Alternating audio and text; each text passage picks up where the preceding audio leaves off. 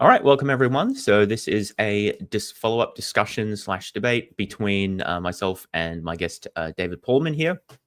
So to provide the context, a few months ago, Dave released a video defending substance dualism. So I think that was actually a compilation of a number of videos you'd done presenting a number of arguments in defense of substance dualism and responding to criticisms of that. So then as a follow-up to that, I released 2 videos presenting some criticisms of David's arguments. I've linked to both of those, or all of those videos in the description if you're interested. And I offered David to come on my channel and we can discuss the issues and see if we can make any progress or at least clarify our disagreement a bit. And so here we are. And so that's what we're going to be doing today. So David, thanks very much for coming. I really appreciate your work on this area. Obviously, we have significant differences, but I do appreciate your rigor relative to, I would say, most YouTube apologetics and willingness to, openly discuss with your critics. So thanks very much for coming. Yeah, thanks for having me on, and thanks for, discussing my video at all, because, I'm a pretty small channel, so I don't get a whole lot of attention, especially from, better counter apologists, and I would class you in that category. So I was, pleasantly surprised to have you address my case on it. Also, congratulations on getting your PhD and on your recent engagement as well. I just want to say that before I forget. Oh, thank you very much. Yes, it's nice to have the PhD finally done. Yeah, so in terms of engagement, I think that it's unfortunate that the algorithm promotes a sort of clout chasing of, people with more subscribers. But I do think, or more views, I do think that it's more important to focus on the substance. Obviously, I do respond to some of the larger channels as well, depending on what they do, because that is part of my job, I suppose. But anyway, yeah, so it's good we can have these discussions. Just one message to chat. So I don't know how many people will have coming in at different points, but for those who are currently there, if you want to add your questions or thoughts, please do so. And if they're relevant, I may introduce them at different points. So feel free to do that. All right. So David, why don't you start us off with giving a brief outline of your position and sort of how you think about what the issues are, and we'll go from there. Sure. So I'm a substance dualist, by which I believe that the human person is composed of 2 substances. So these would be a physical body and then a non-physical or immaterial mind, or what we could call a soul. And so things like thoughts and ideas, these are properties or aspects of the soul. But that it is, at least normally, it's connected or paired in some way to the physical body. And so there's that duality going on there. And I hold to a pretty strong type of substance dualism. I'm a Cartesian substance dualist. That may not necessarily be relevant for this conversation. I'm happy to just sort of defend mere substance dualism, but that's how I would understand the position. The chief motivations for it, for me, largely come from sort of my overarching Cartesian approach to philosophy. So my, strongly classical foundationalist views, my indirect realist views, my particular views on modality and things like that. These all sort of drive me in that direction, and I'm sure that'll come up in the conversation today. But yeah, that would be a snapshot overview of substance dualism. Great. And so in the video, you presented a number of arguments in defense of substance dualism, and as well as address some criticism. So what we're going to do today is focus on some of the biggest ones there. So one of the, and you actually said it was your favorite argument, is the modal argument, for substance dualism. Do you want to tell us briefly what that argument is? Sure. Yeah, this would be probably, I consider it the best argument for substance dualism, although there's obviously disagreement about that. But it's a idea that goes back to René Descartes, and the way I formalize it is in a 5-premise syllogism. So the first premise says, my mind is essentially either material or immaterial. I know you have some concerns about that. We can get into those, but yeah, that'd be the first premise. Second premise is, if it is logically possible for my mind to exist apart from anything material, then my mind is not essentially material. 3, and this is, of course, the big premise in the argument, would be, it is logically possible for my mind to exist apart from anything material. And then premise 4 is, therefore my mind is not essentially material. And so from premise 5, we would conclude, therefore my mind is essentially immaterial, rather. So that would be sort of, okay, and you got it up there so people can follow along. But yeah, there can be some concerns about the first premise there. I'm happy to defend it. I think in your response, though, you seemed more or less willing to grant that one and wanted to really zero in on premise 3, which is obviously that's where most of the philosophical discussion comes into play. The way I defend that premise is by appealing basically to the principle that what is conceivable is possible. And so we can go through all sorts of thought experiments which indicate that it is indeed possible for my mind to exist in the absence of all physical things, whether that be, something like the Matrix or Descartes' malicious demon thought experiment, or we can, go to science fiction. In my video, I gave an example from the original series of Star Trek, where you had Captain Kirk and this other, her name escapes me, but this other character, they sort of switch bodies in one episode in Turnabout Intruder. You can think idealism is at least possible. And then I give various reasons to think that indirect realism is a correct theory of perception. Sort of all of these points cumulatively, I think, support the truth of the third premise there. And I think if that one holds, then it's pretty simple to get to the conclusion. So that's a brief overview of the modal argument. Okay, cool. So I think I'll leave this up as at least for the moment, as we talk through this. So yeah, so let me just comment briefly on the first premise. So I did discuss this in my response video. So I'm not convinced that the mind is, or that we should think of the mind essentially as either material or immaterial. Let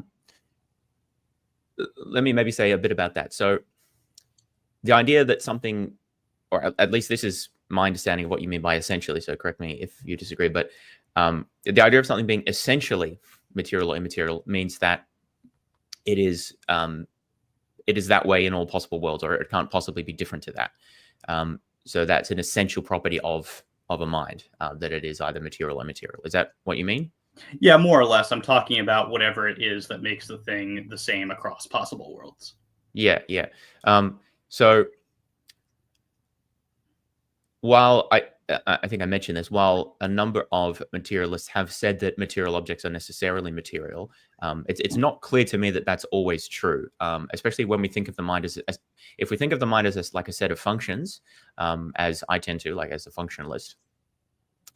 It seems at least possible to me, depending on what type of possibility we're talking about, but at least possible that the mind, if it's a sort of a set of functions, that it could be instantiated either material or immaterially. And this would mean that it's neither essentially material nor essentially immaterial.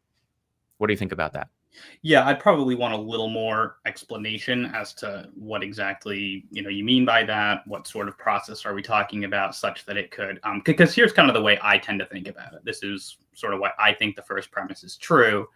Let's just say we got two possible worlds, right? One of them contains nothing but material objects, and the other one contains nothing but immaterial objects, or entities. Maybe we don't want to use the term objects, but states, entities, objects, whatever word you prefer there.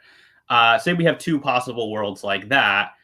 If you deny the first premise, then it seems to me that you would be committed to saying that there could be the same mind could exist in both of those possible worlds. But it just seems obvious to me that there's nothing that's the same in those two possible worlds, right? They're consisting of mutually exclusive categories of things.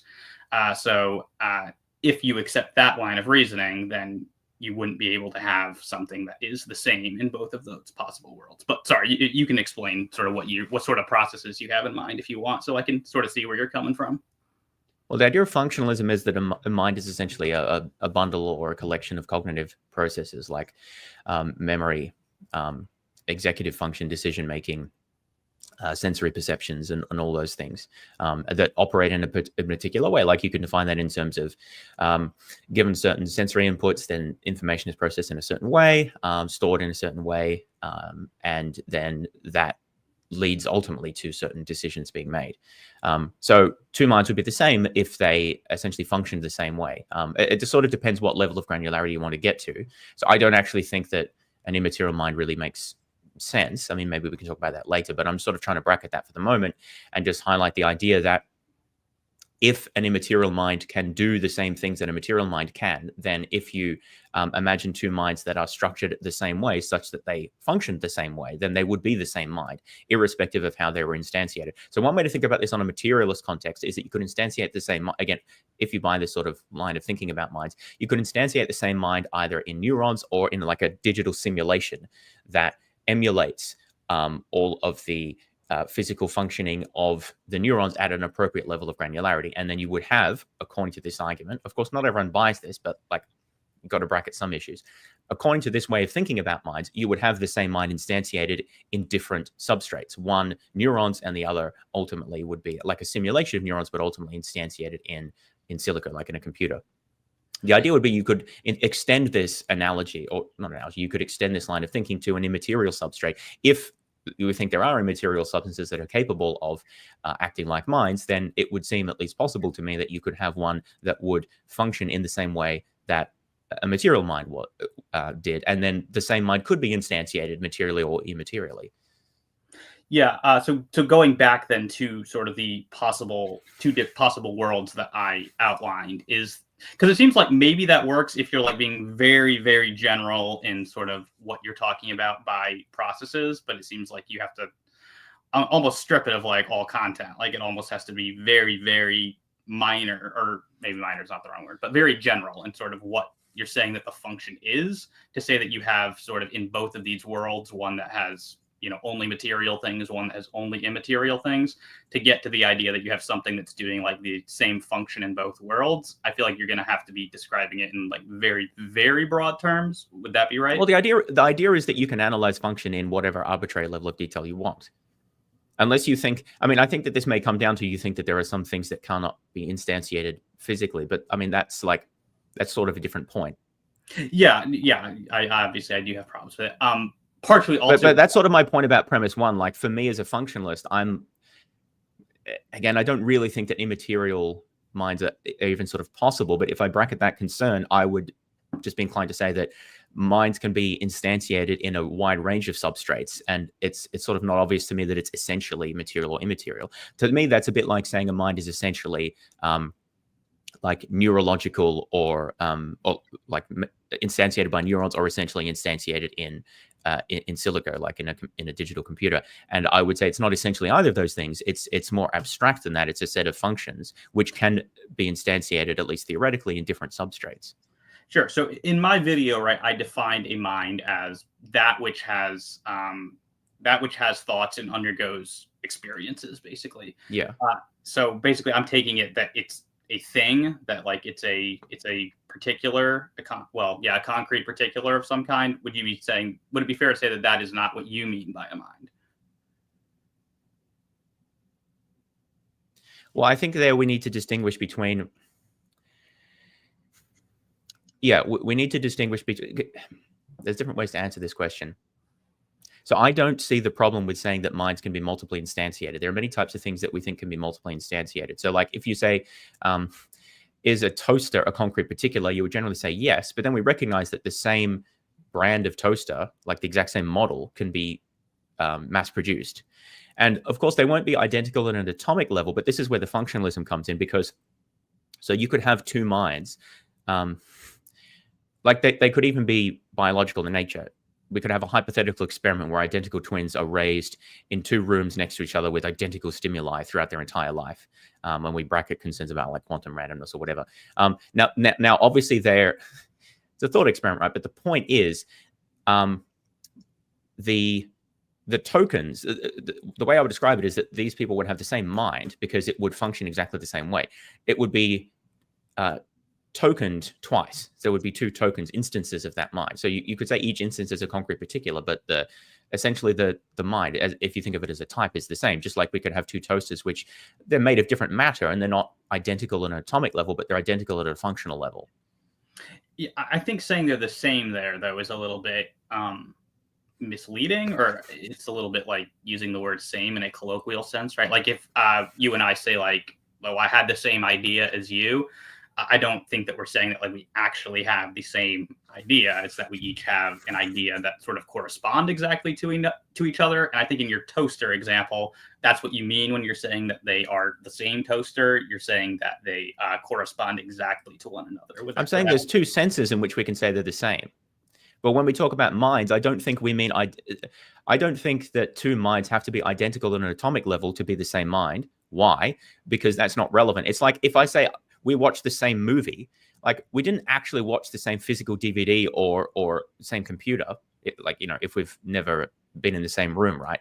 We actually watch slightly different movies. If you think about it, the photons won't be in exactly the same arrangement, but it's because we don't define movies at that level of precision, because that's not what makes it the movie. The photons don't have to be in a precise particular arrangement for it to be a movie. It just has to be sort of close enough to replicate the pattern of light and sound as we perceive it, right? That is what makes it the same movie. That's what I'm saying about mind. It doesn't have to be identical at an atomic level. If it replicates the same level of functionings, then it's the same mind. That's why the same mind can be multiply instantiated, because below a certain level, differences don't matter to make it the same mind.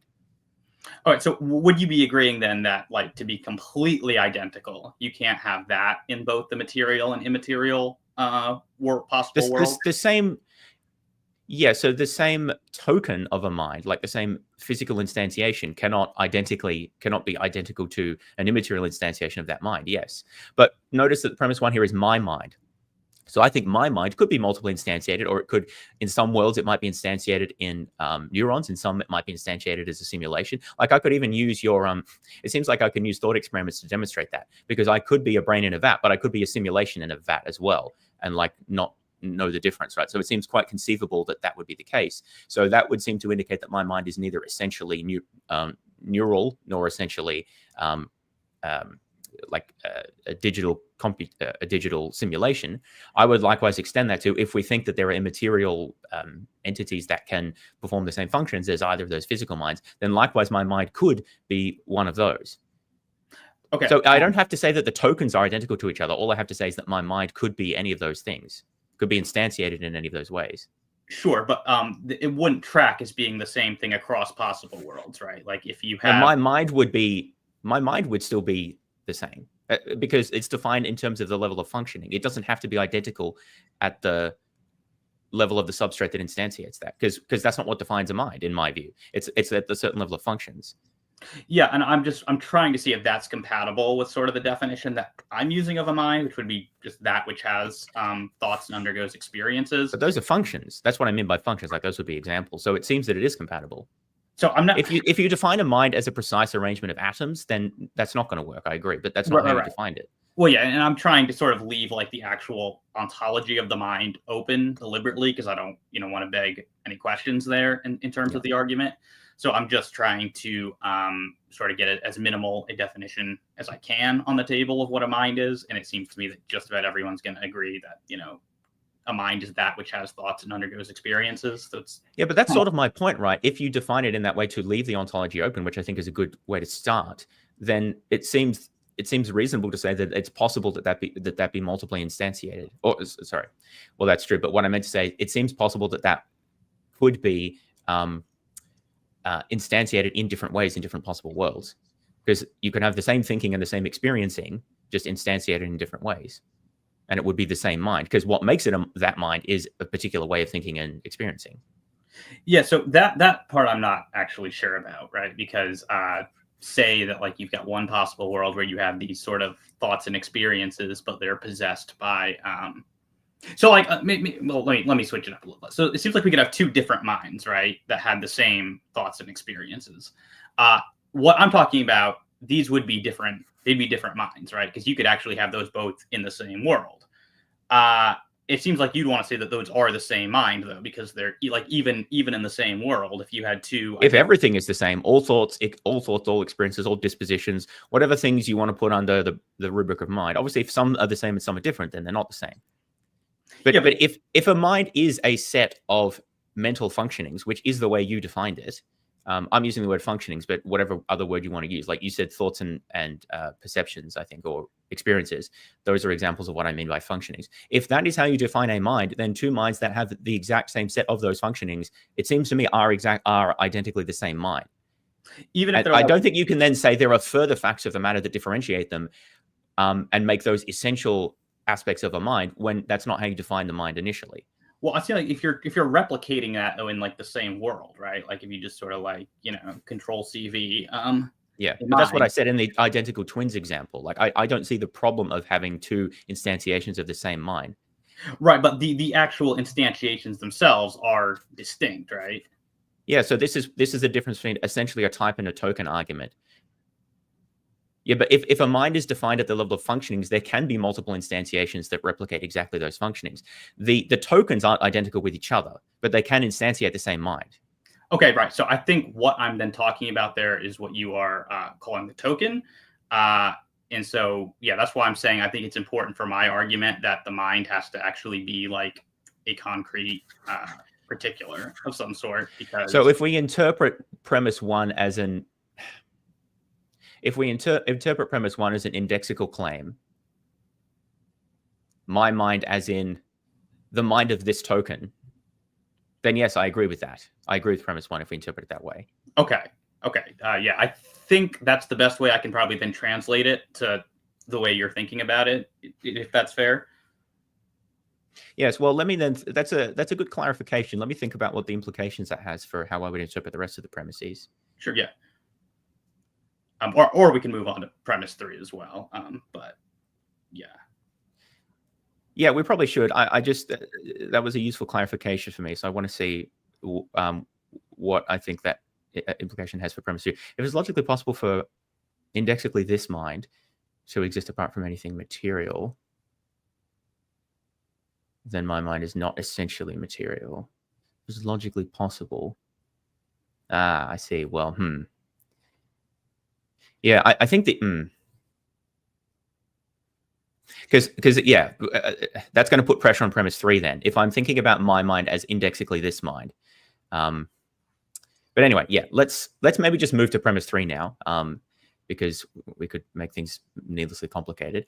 And I think that this is, as you did indicate, the most important premise. So it is logically possible for my mind, but yeah, I may bring this back if I think it's relevant later, but we'll see how we go.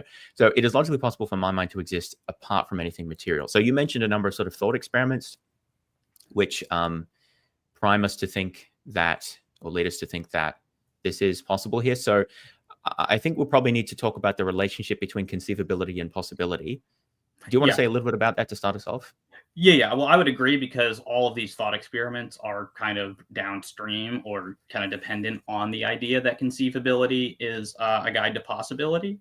But my favorite one is probably just going to be the sort of malicious demon Cartesian thought experiment, that it just straightforwardly seems conceivable that sort of everything that I experience could just be a purely phenomenal world, and that I'm the victim of Descartes' demon who's deceiving me into thinking that I'm experiencing a physical world.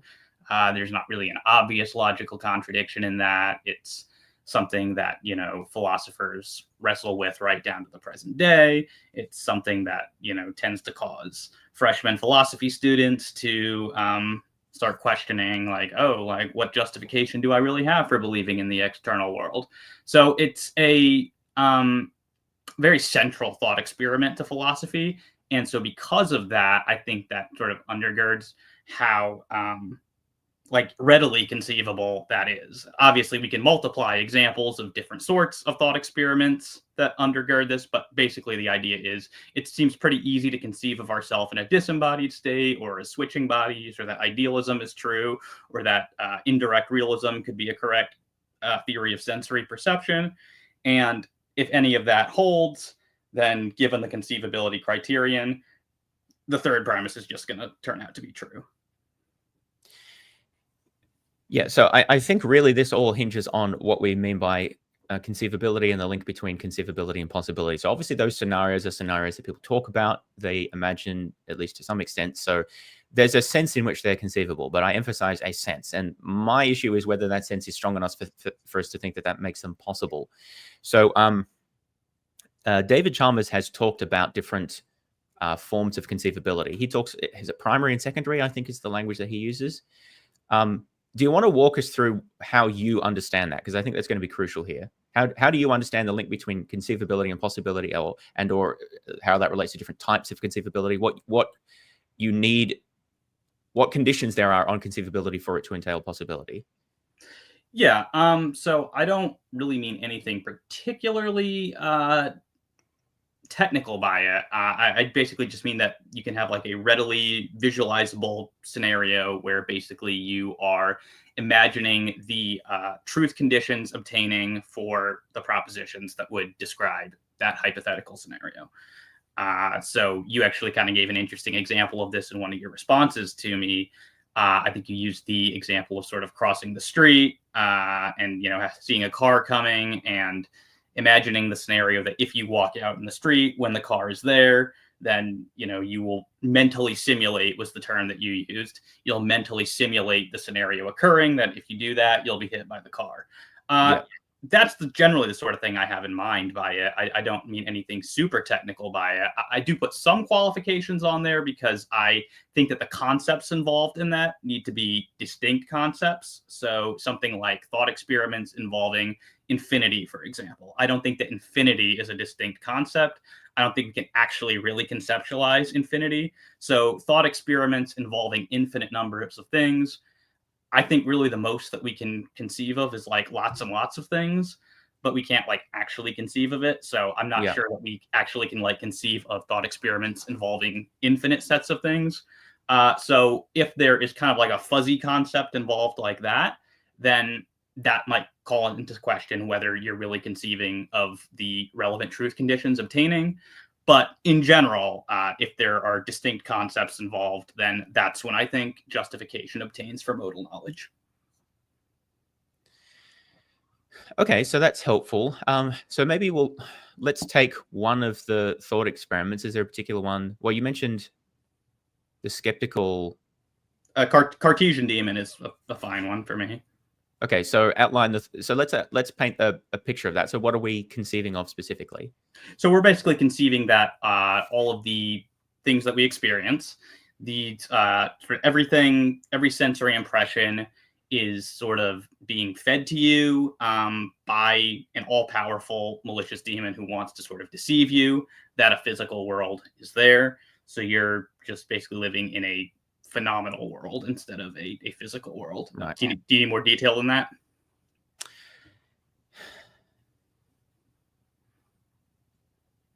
So when we talk about that, we're talking not just about the world of my perceptions, but well, I mean, I guess that would including me. Like I am also not physical.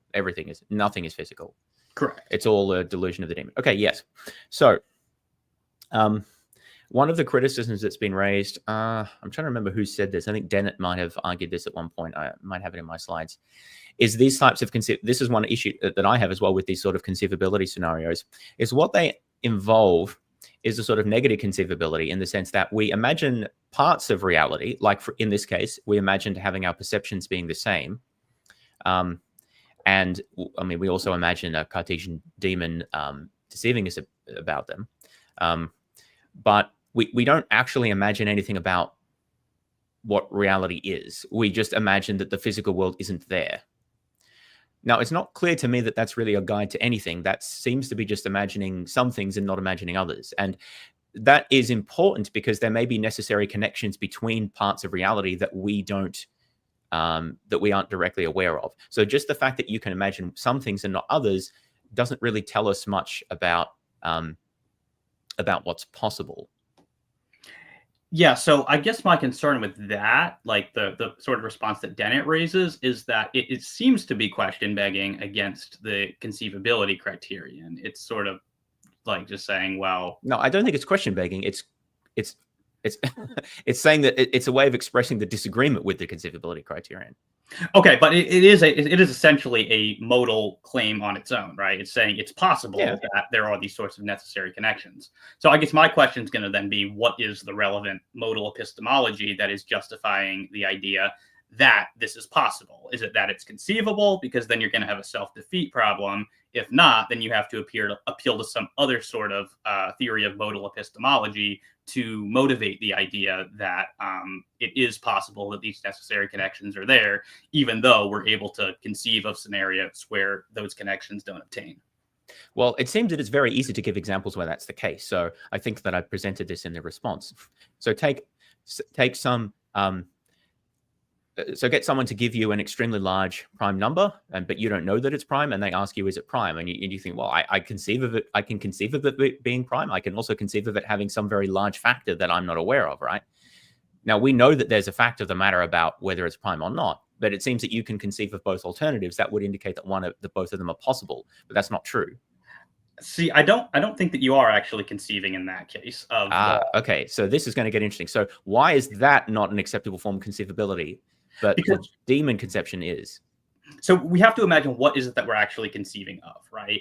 So I'm specifying that you have to be conceiving of the truth maker for what is. So it's not just that you're believing in the scenario, right? Like you're alluding to the Goldbach conjecture, right? So we could imagine somebody believing the Goldbach conjecture or disbelieving in the Goldbach conjecture, and either of those is possible. What I don't think we can imagine is the truth condition obtaining in either of those scenarios. I don't think we're actually going to imagine, Well, why not? I feel like you're not explaining why.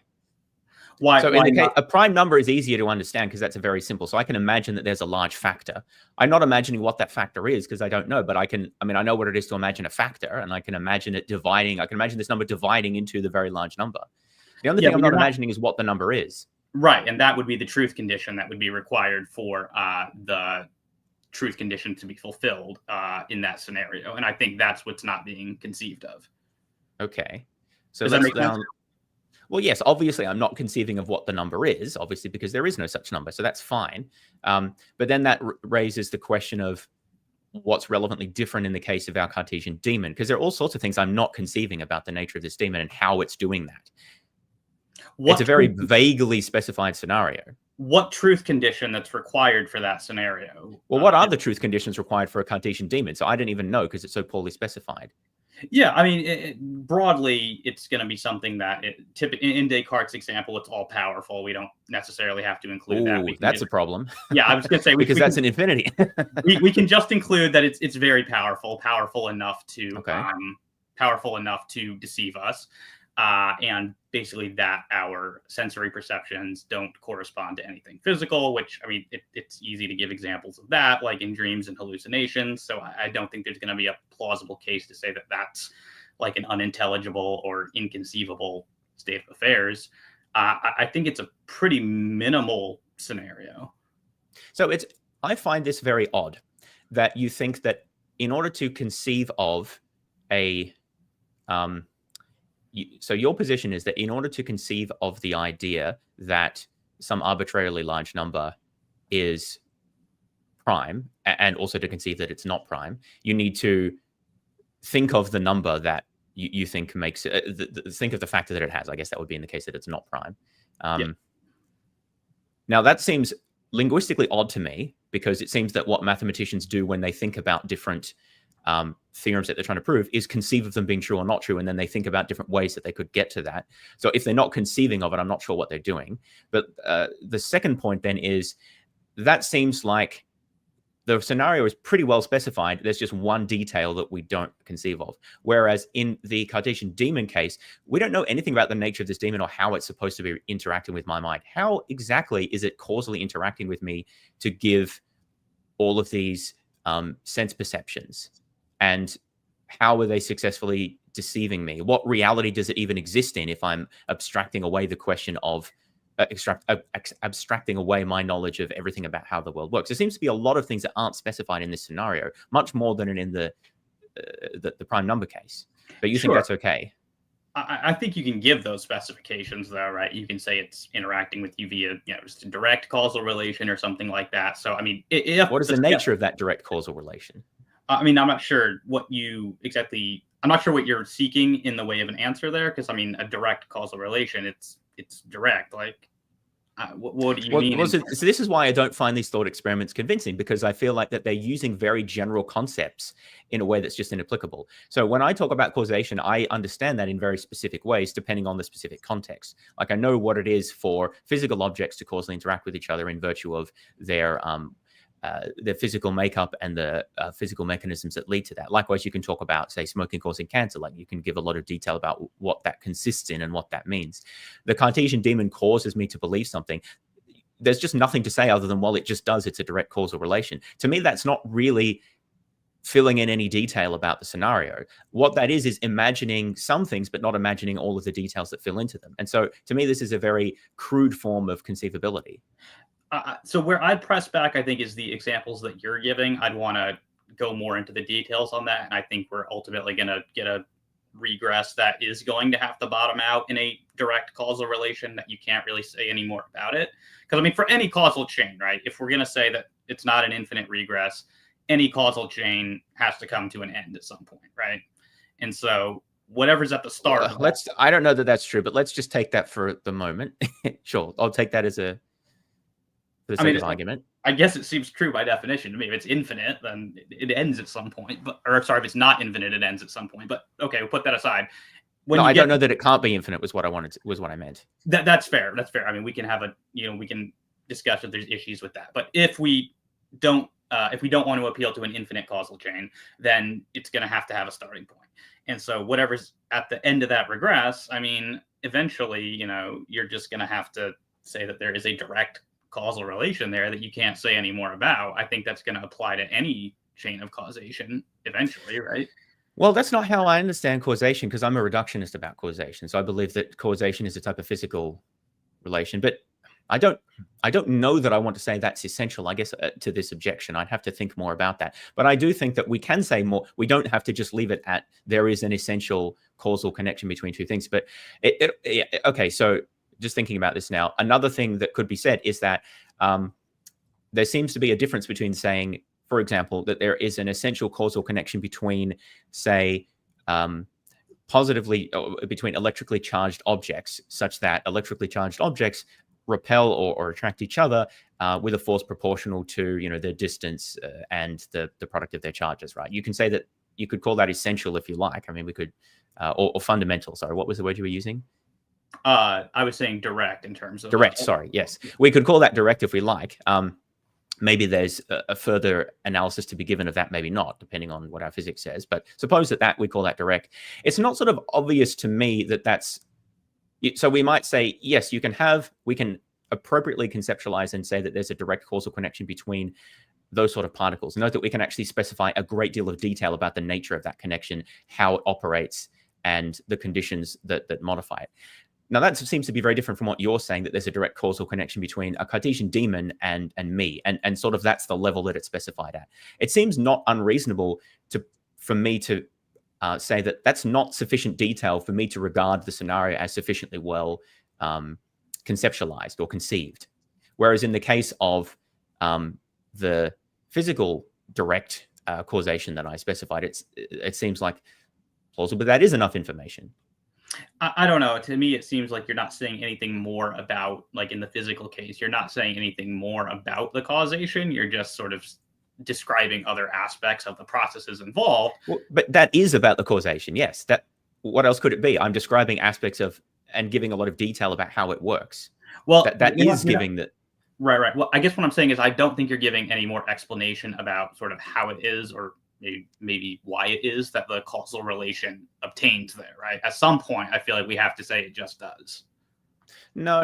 Okay. Well, sorry. Okay. Yes, I agree with that last point. At some point, we have to say it just does. But that's not the question I'm asking. I'm not saying you need to say why the causal relations exist necessarily, but you need to describe them in a sufficient level of detail for it to be conceivable, or at least conceivable in a way that's relevant to achieving the scenario. Like if we, again, what I'm going to press on is, you say we need to, in order for us to conceive of an arbitrarily large number as not prime, we actually need to conceive of what the factor is.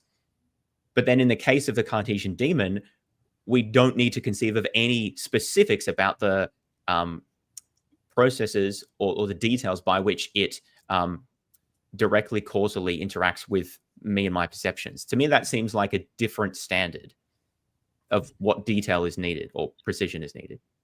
Yeah, I guess I'm not clear on why that is, because in the example that you're giving, it seems to me that, like in the Goldbach conjecture counterexample, it seems like there's a very clearly specified truth condition, and it's just not fulfilled, or at least we're not conceiving of what fulfilling this truth condition would be.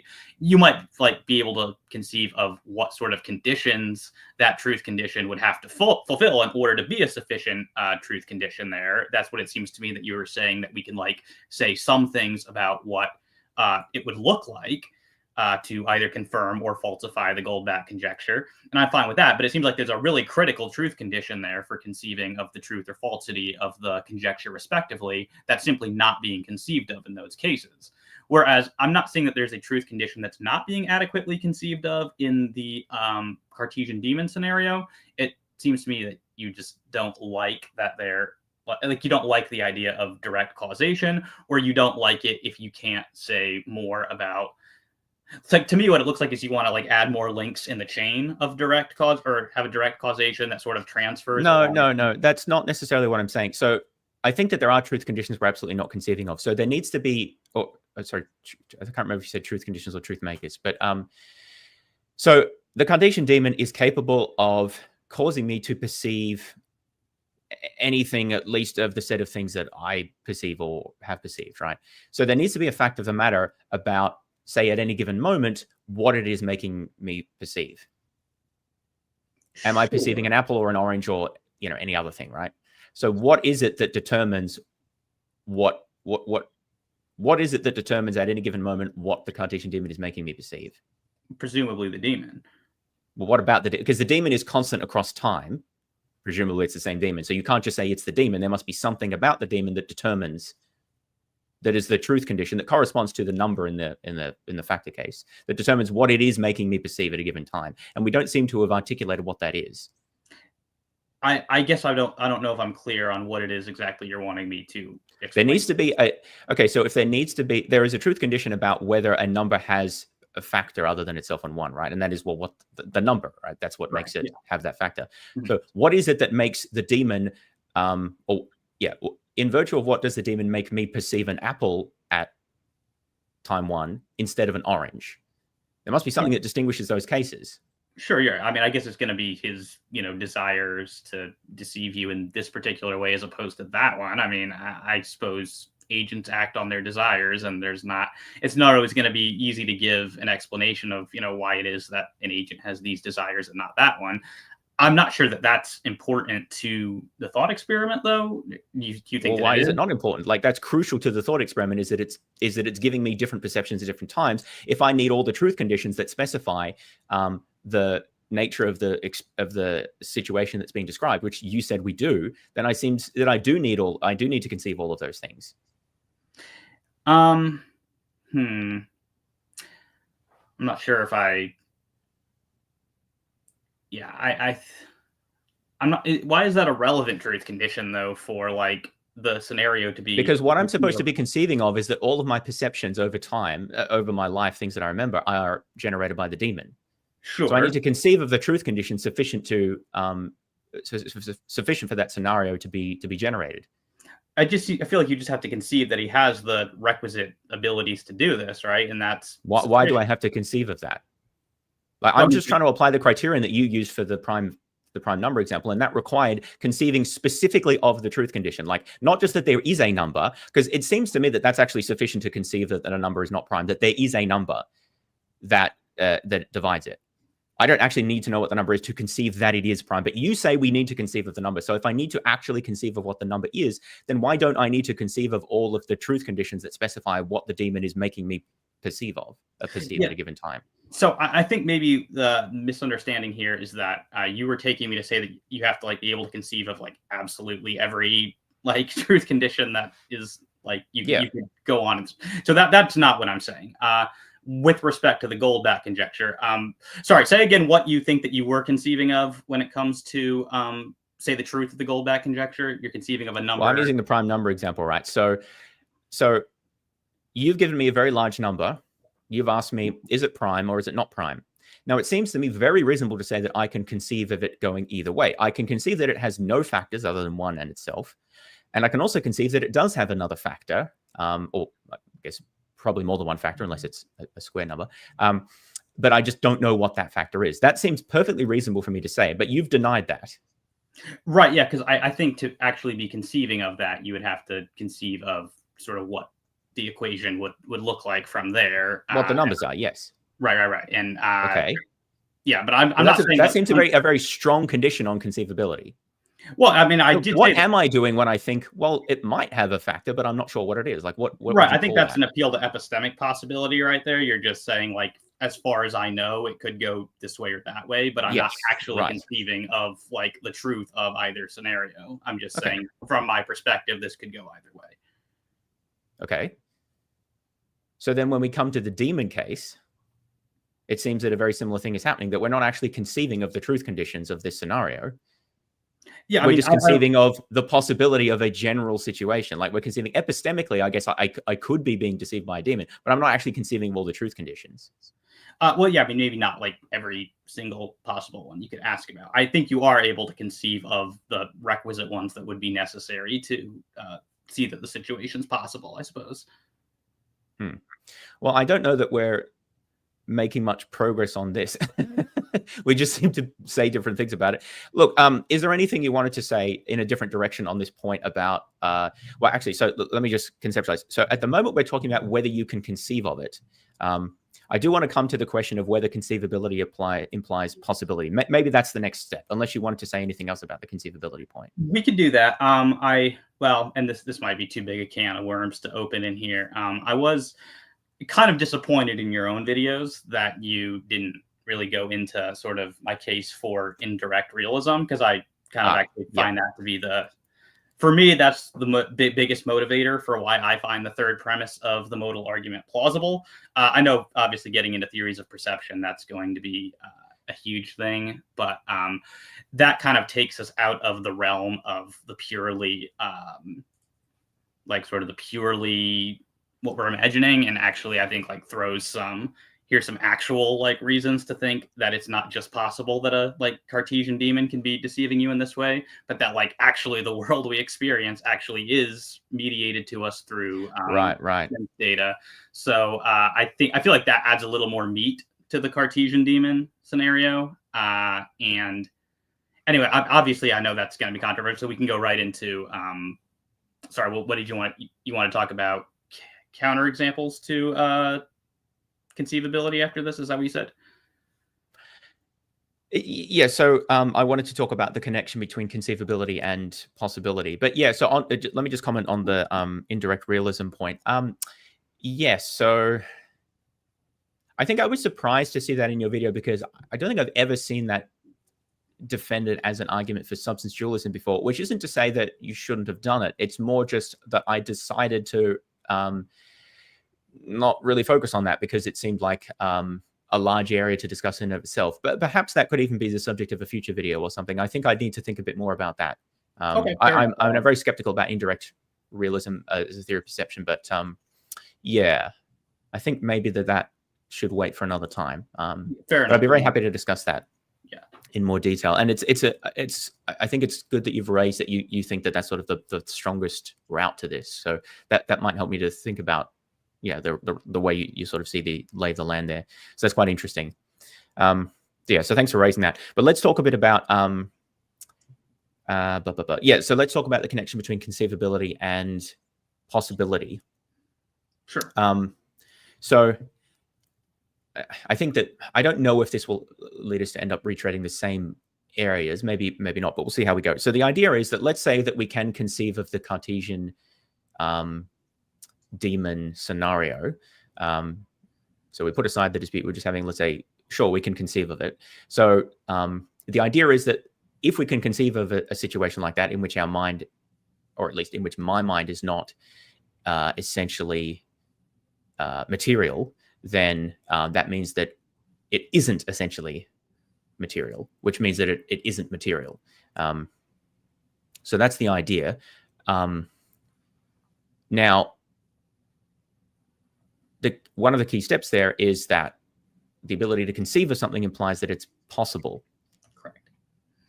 So I don't know, is there anything you wanted to say about how you think about that, or is that? Yeah, I mean, the way I Okay. sort of sketch it in the video is that broadly the skeptic of conceivability as a guide to possibility. Well, there's technically three ways you can go on this, right? You can be a modal anti-realist and just say, well, there are no such things as possibilities. I'm pretty sure you don't want to go. No, I don't want to go down that road. So let's put that aside. Yeah.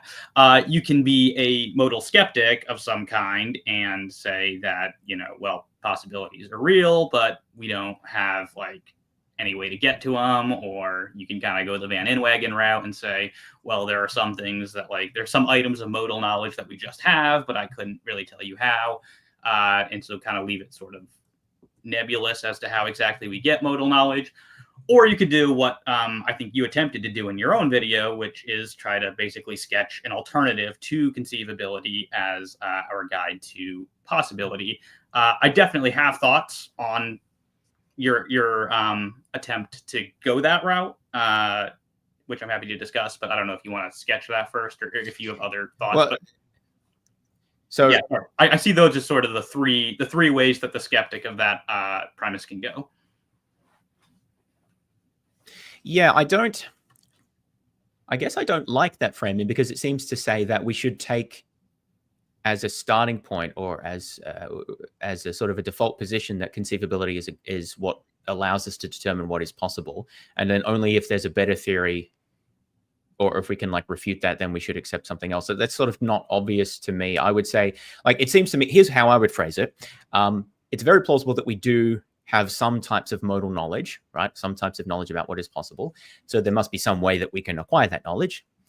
So we need a theory of that. So I think we're on board so far. It's not, I don't think that conceivability, at least in general, is the best theory for that.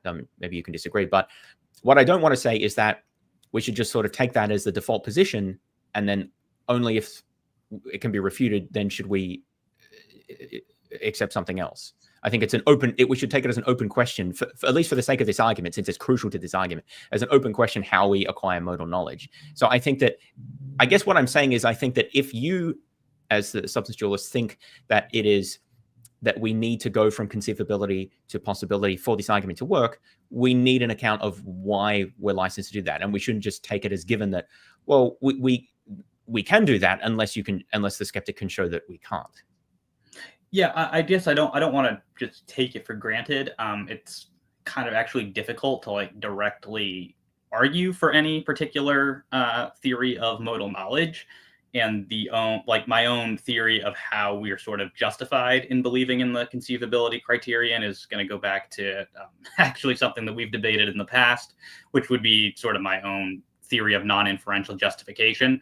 So basically, I would apply that to conceivability, and I can explain from there how it is that conceivability justifies our modal knowledge. But obviously, people who don't buy my overarching theory of epistemic justification won't buy that in the first place. I guess more the way I think about it is, I think people are sort of intuitively drawn to that, even if they haven't sort of explicitly thought about the epistemology behind it. Like typically, when you present a Cartesian demon scenario to first semester philosophy students, that just kind of strikes them as possible. They're sort of unconsciously, I think, operating on the idea that conceivability is the guide to possibility there.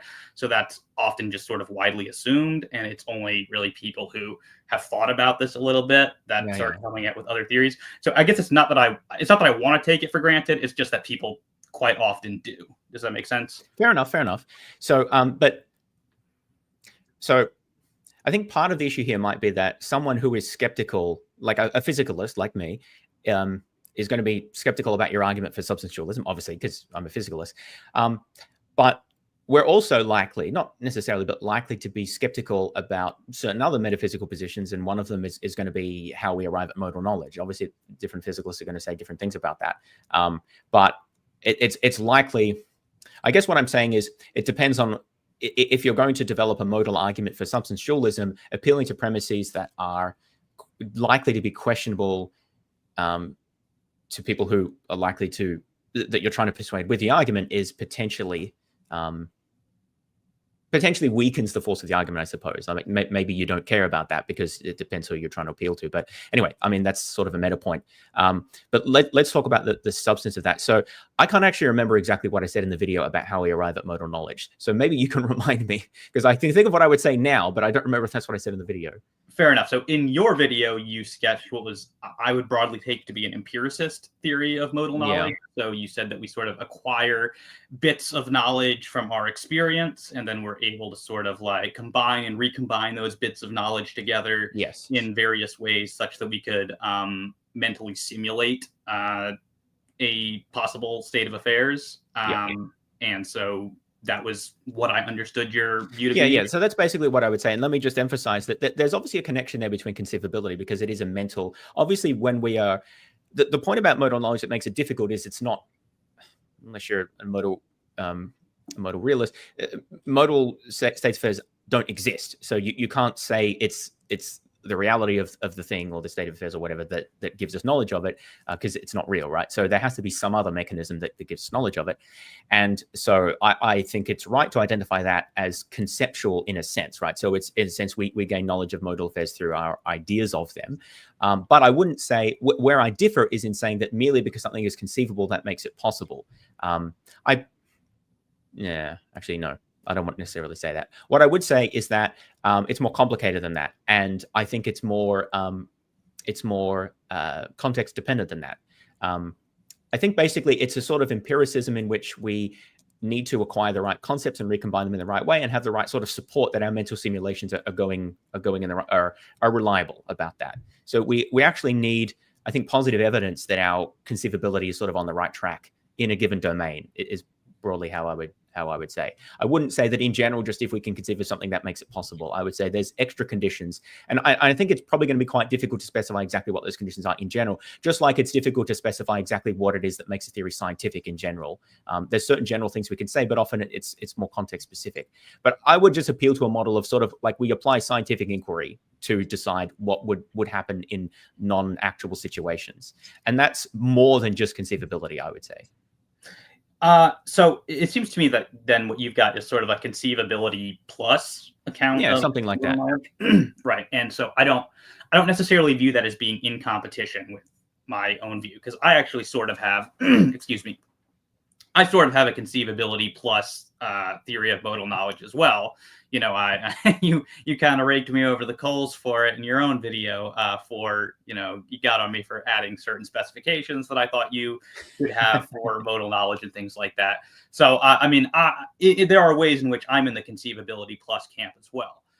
So kind of, I guess, where I think that and we don't have to go here right now, because I mean, I don't think that this is going to be territory that either of us have thought about like in that much detail, but where I would see the dialectic going from here would be then I would sort of want to know what sort of conditions you would want to place on modal knowledge or on conceivability rather.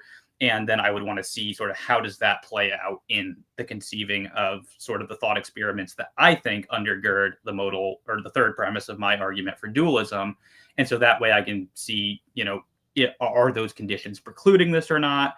And then if so, are those conditions well motivated? And so that's sort of where I would see it going. It kind of would. Yeah, that's entirely fair. I think the problem, though, is that I don't know if there is a non-question begging way of doing that. Because the way that I think about the conceivability of your sorts of thought experiments is informed by what I think about minds. And, well, not just what I think, but what I would say like our best understanding of minds are, right, from theories. And so that knowledge is informed. So my knowledge about what is possible and what the conditions are on what we can reasonably say about possibility with respect to minds is informed by my views about the nature of minds. So that's not just straightforwardly saying, well, your thought experiments aren't possible because I'm a physicalist. But there's clearly a connection there. Like the conditions that I think we need to place on counterfactuals about minds are obviously going to be informed by what I think about the way minds work. And so it's not going to be entirely question begging.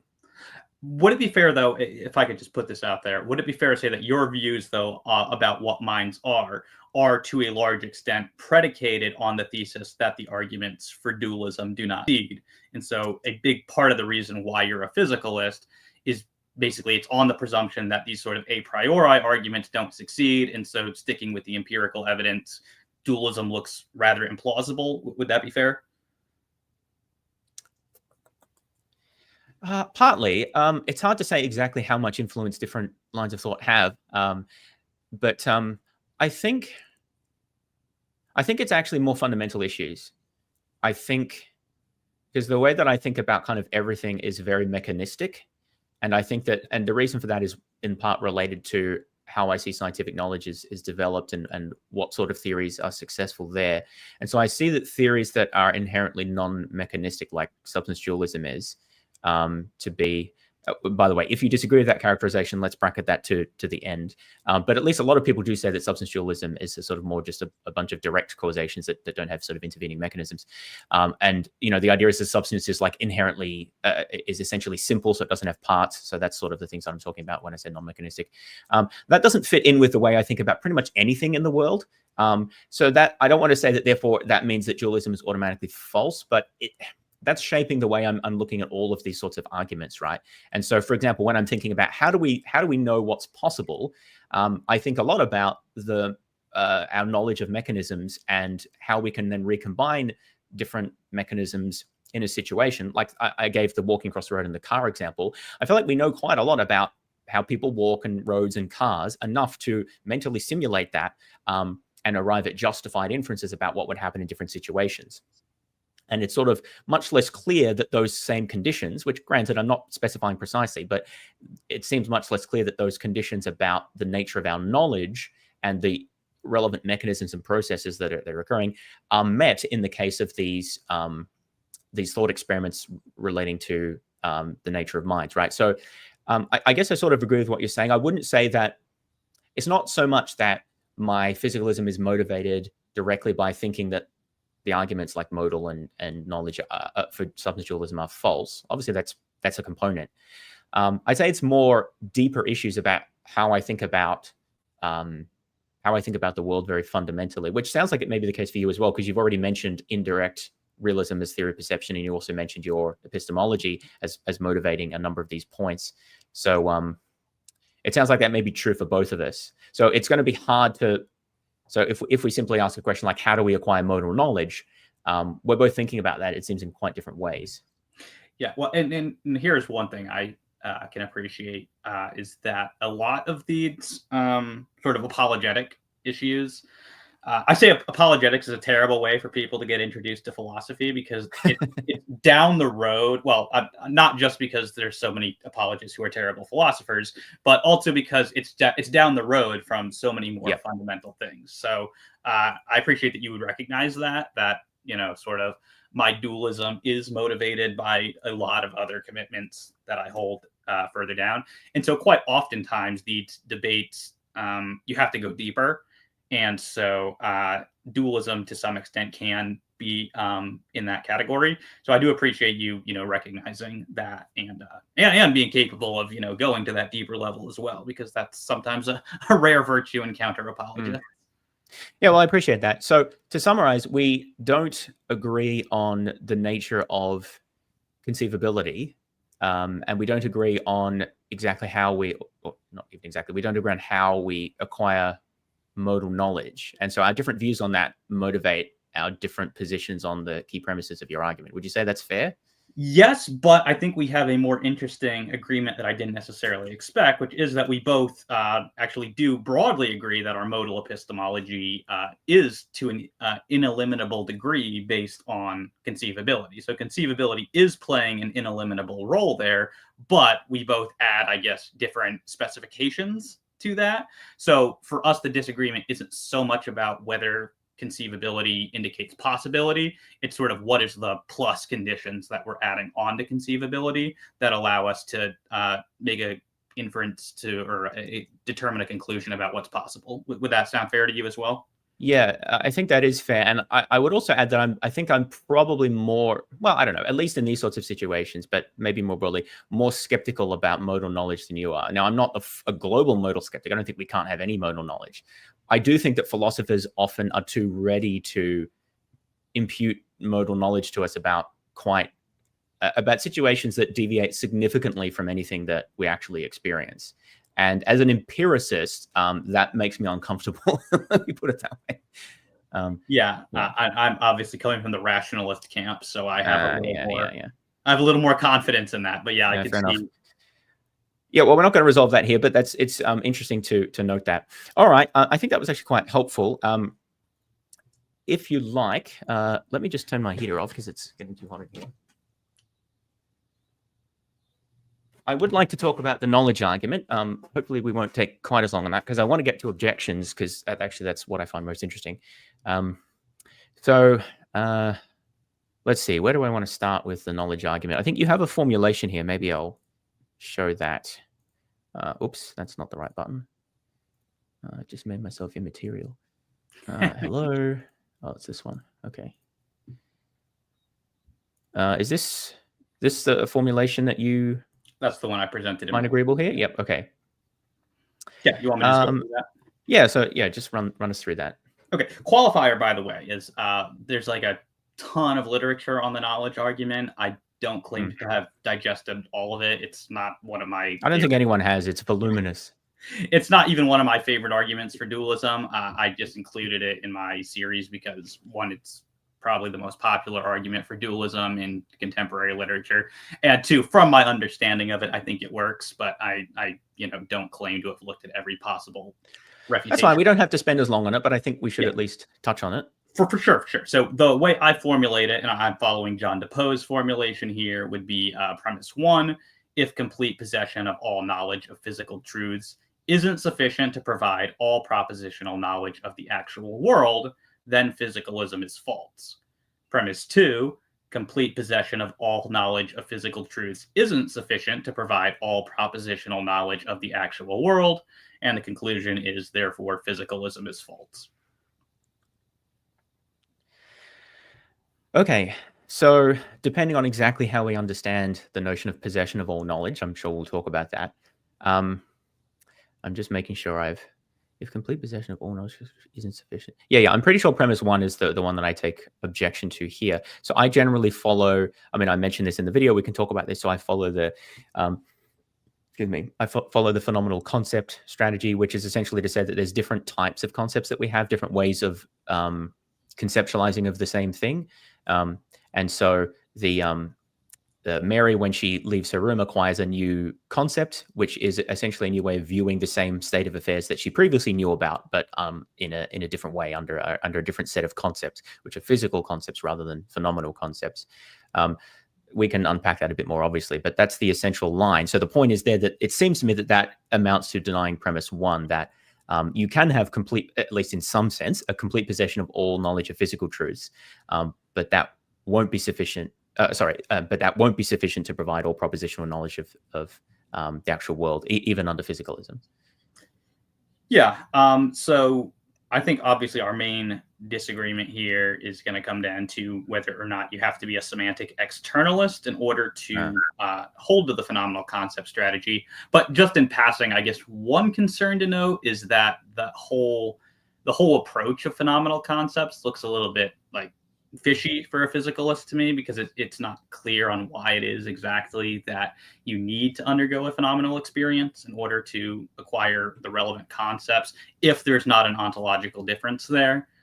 So that's just a concern, not to say that that's, that there's no way that the physicalist could get out of that.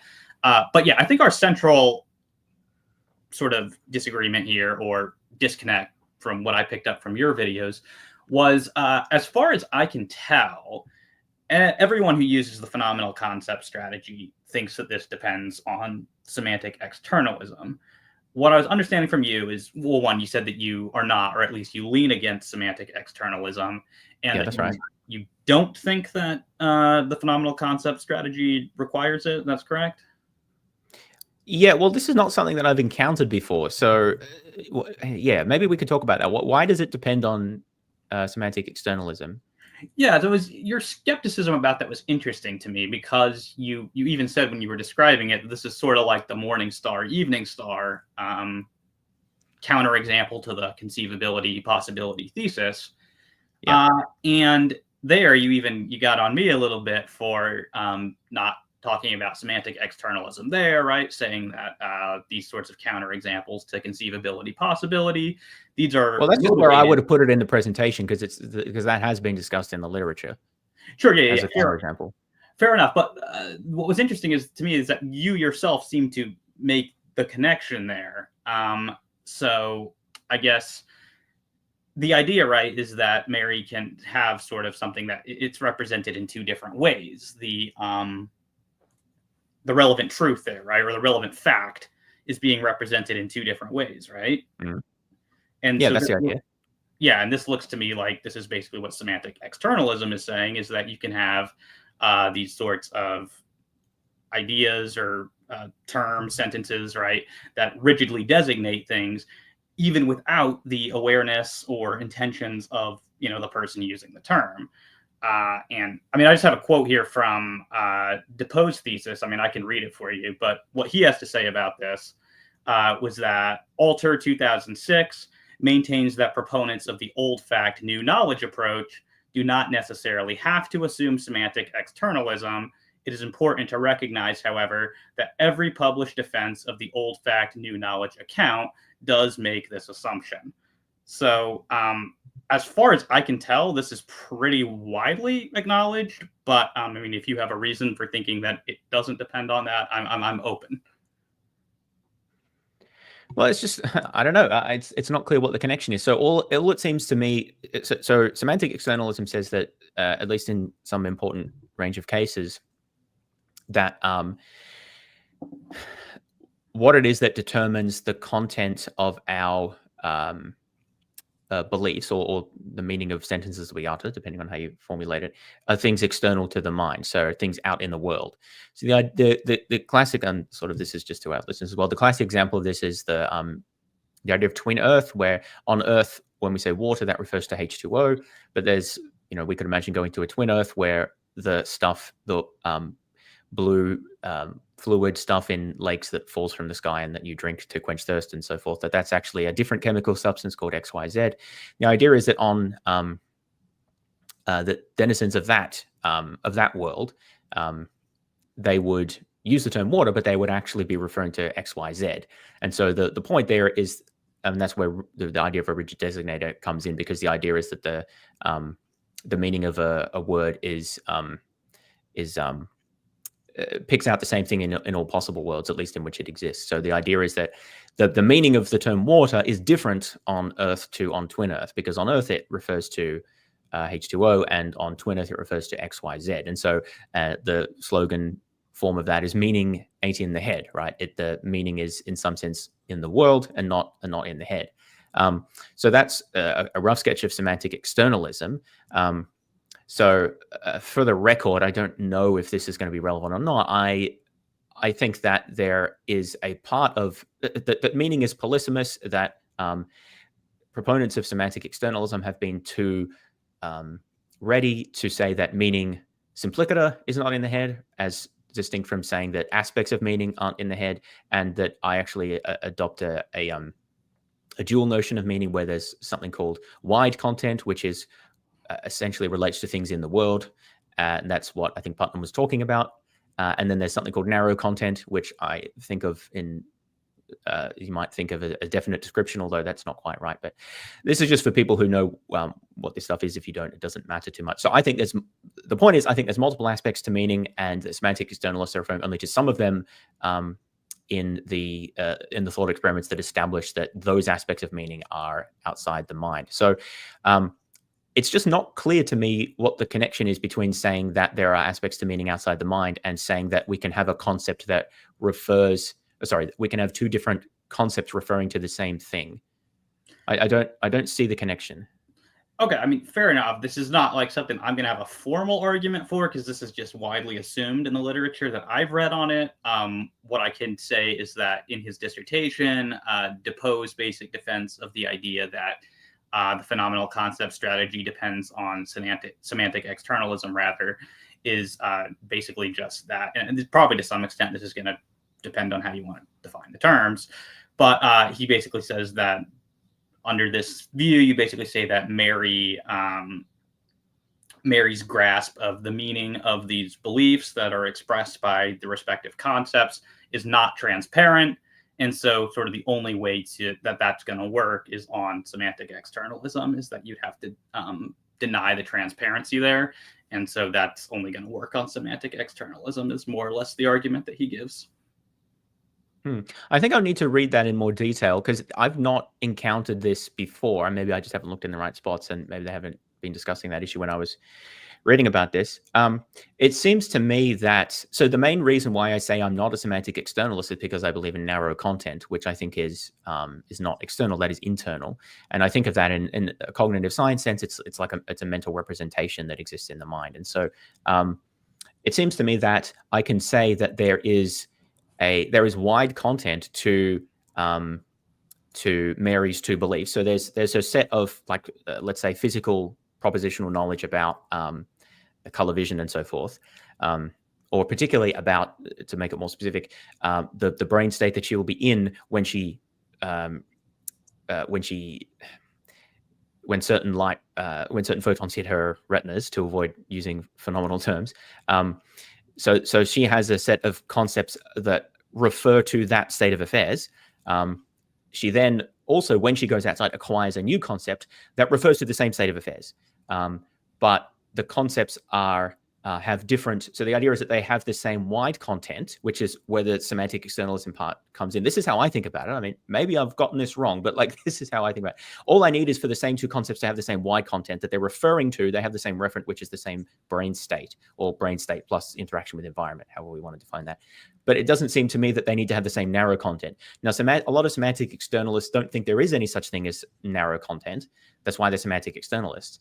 I'm not rejecting the semantic externalist analysis of how concepts can have like the same or different wide content. I just think that there's another aspect to it as well, and it seems to me that is what differentiates the concept from as being phenomenal, as distinct from being, I guess, a non-phenomenal concept. I don't know what the word exactly is there.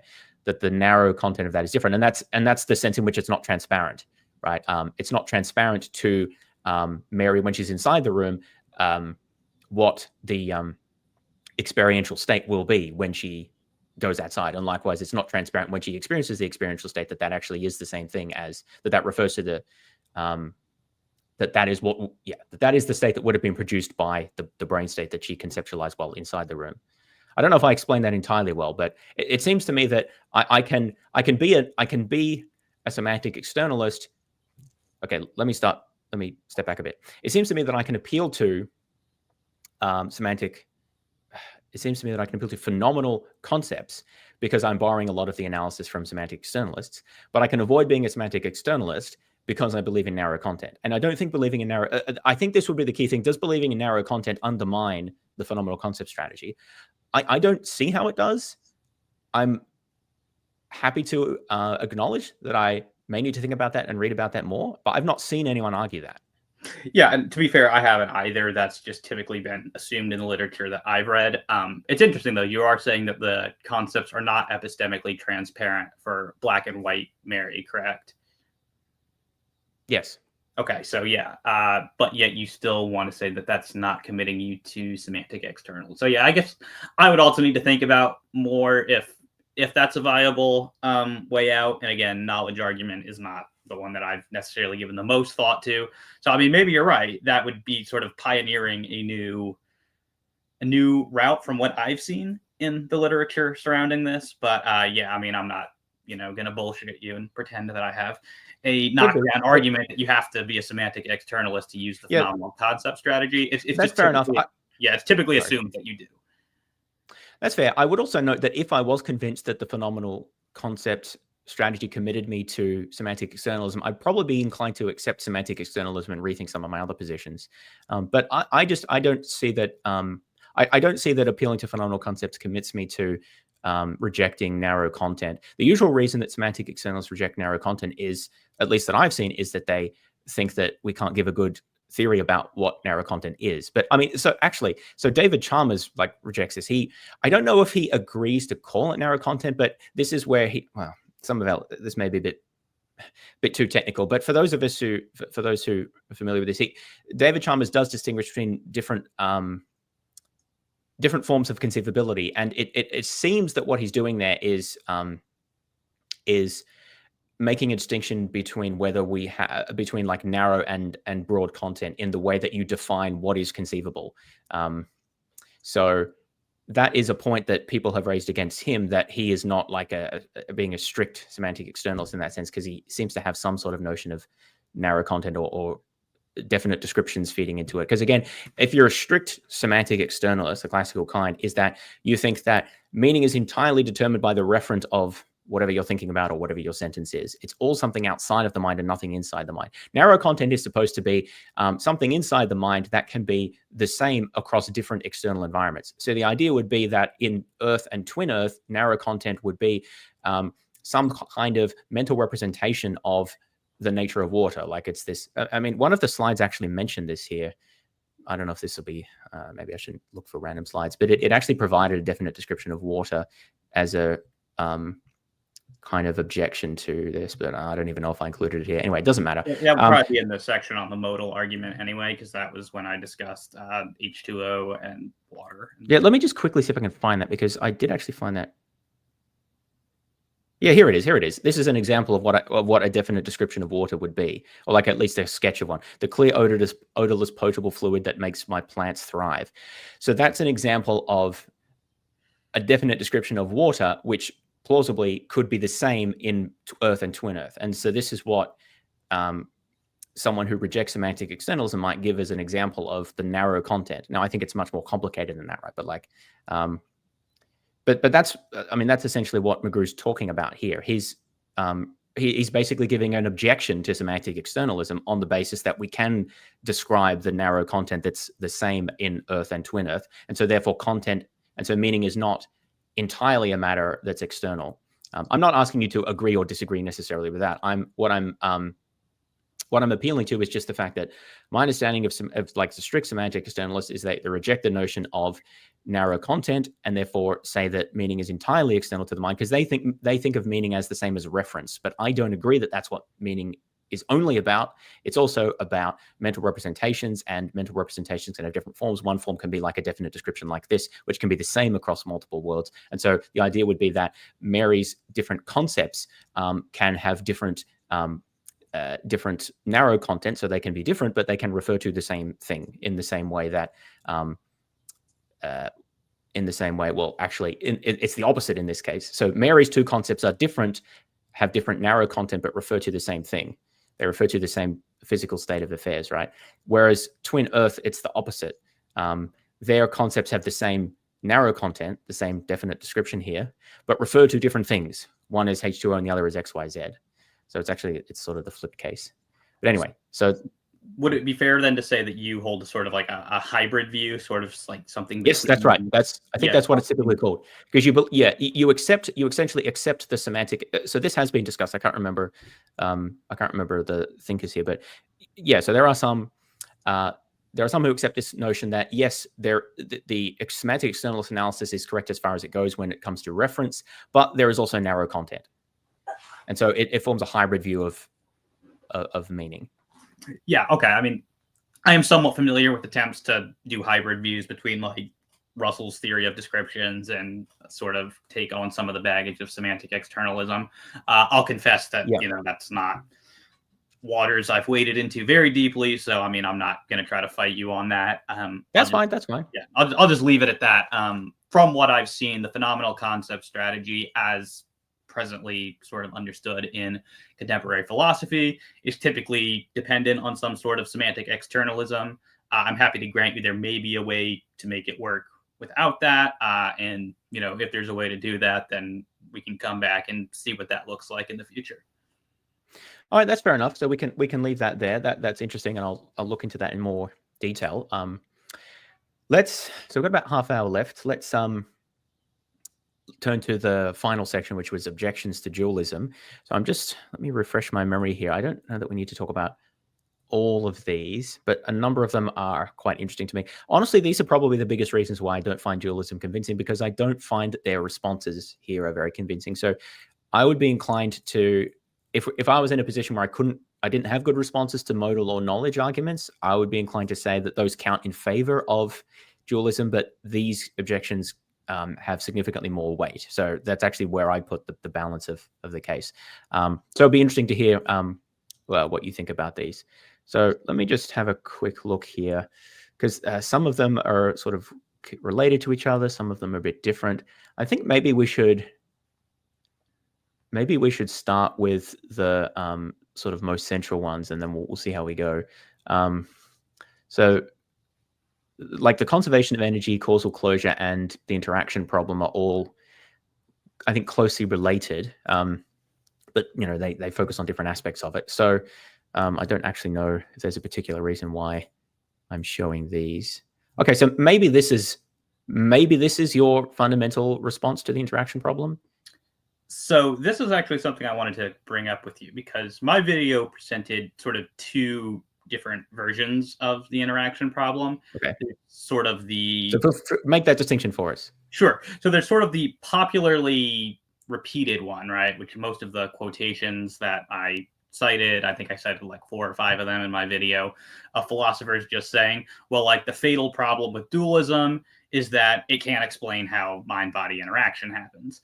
And like 90% of the time, that is the extent of the interaction problem. So this response that I can know that this interaction takes place without knowing how, that's deployed against that understanding of the interaction problem, which is just saying it's like some big problem that you can't, explain how this occurs without like any further elaboration on that. What I didn't intend for that to apply to is the second version, which is what I think you would want to defend, which is, okay, yes, you can know that something happens without knowing how it happens. However, like physicalism has an explanatory advantage here, right? Because physicalism can explain how this happens. It doesn't leave it this mystery in our mind. And so that gives me some sort of theoretical virtue or advantage over dualism. And I had a different response to that, because obviously this would be a nothing burger response to that version of the interaction problem. Does that make sense? Yep, that's fair enough. I think I would actually extend the interaction problem even further than that and say that from what we know about how minds, I don't want to say how minds and brains interact, about how the brain gives rise to the mind, or relevant set of facts we know there, it makes it not impossible, but implausible for dualist interaction to occur. But we can get to that. So what was your response? I don't know if I've got the slides in here. What was your response to the second form of the explanatory advantage aspect of the argument? This would be another point that I wanted to pick a little bit of a bone with you on. So feel free. Yeah, to this one, you I think you sort of inverted my responses to the two respective versions of the interaction problem, right? So because you were acting like I intended for I can know that without knowing how. You acted like that was intended to apply to the explanatory version. My response to the explanatory version was basically a parody, to quoque, right? Was to say, actually, physicalism does not have an explanatory advantage here. It's not actually any clearer how, like, when we get down to the basic level of causal relations, it's not at all clearer how physical entities or states, or however you want to characterize that, how they interact with one another. And so you went on to say that, like, this isn't much of a response because it doesn't answer the problem. But in this context, if you're saying it has an explanatory advantage, if it doesn't have that, then a tu quoque is perfectly appropriate in that context. For an explanatory advantage, yes. Well, okay, so that's fair enough if I mistook your response to different versions of it. Let's talk about the explanatory advantage aspect then. Maybe I'll remove this since we're not actually talking about that. So we can, if I recall what you said in the video, you talked about how, and we actually discussed this a little while back when we were talking about the notion of direct causal interaction or something like that, direct causal relation.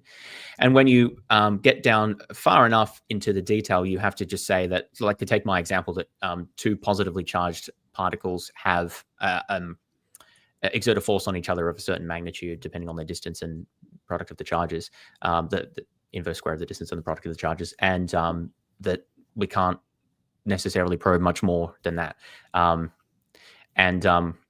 So then the parity then is going to be that at some deep level of analysis, the physicalist just has to say, well, that's just how it is. That's just what the causal relationship is.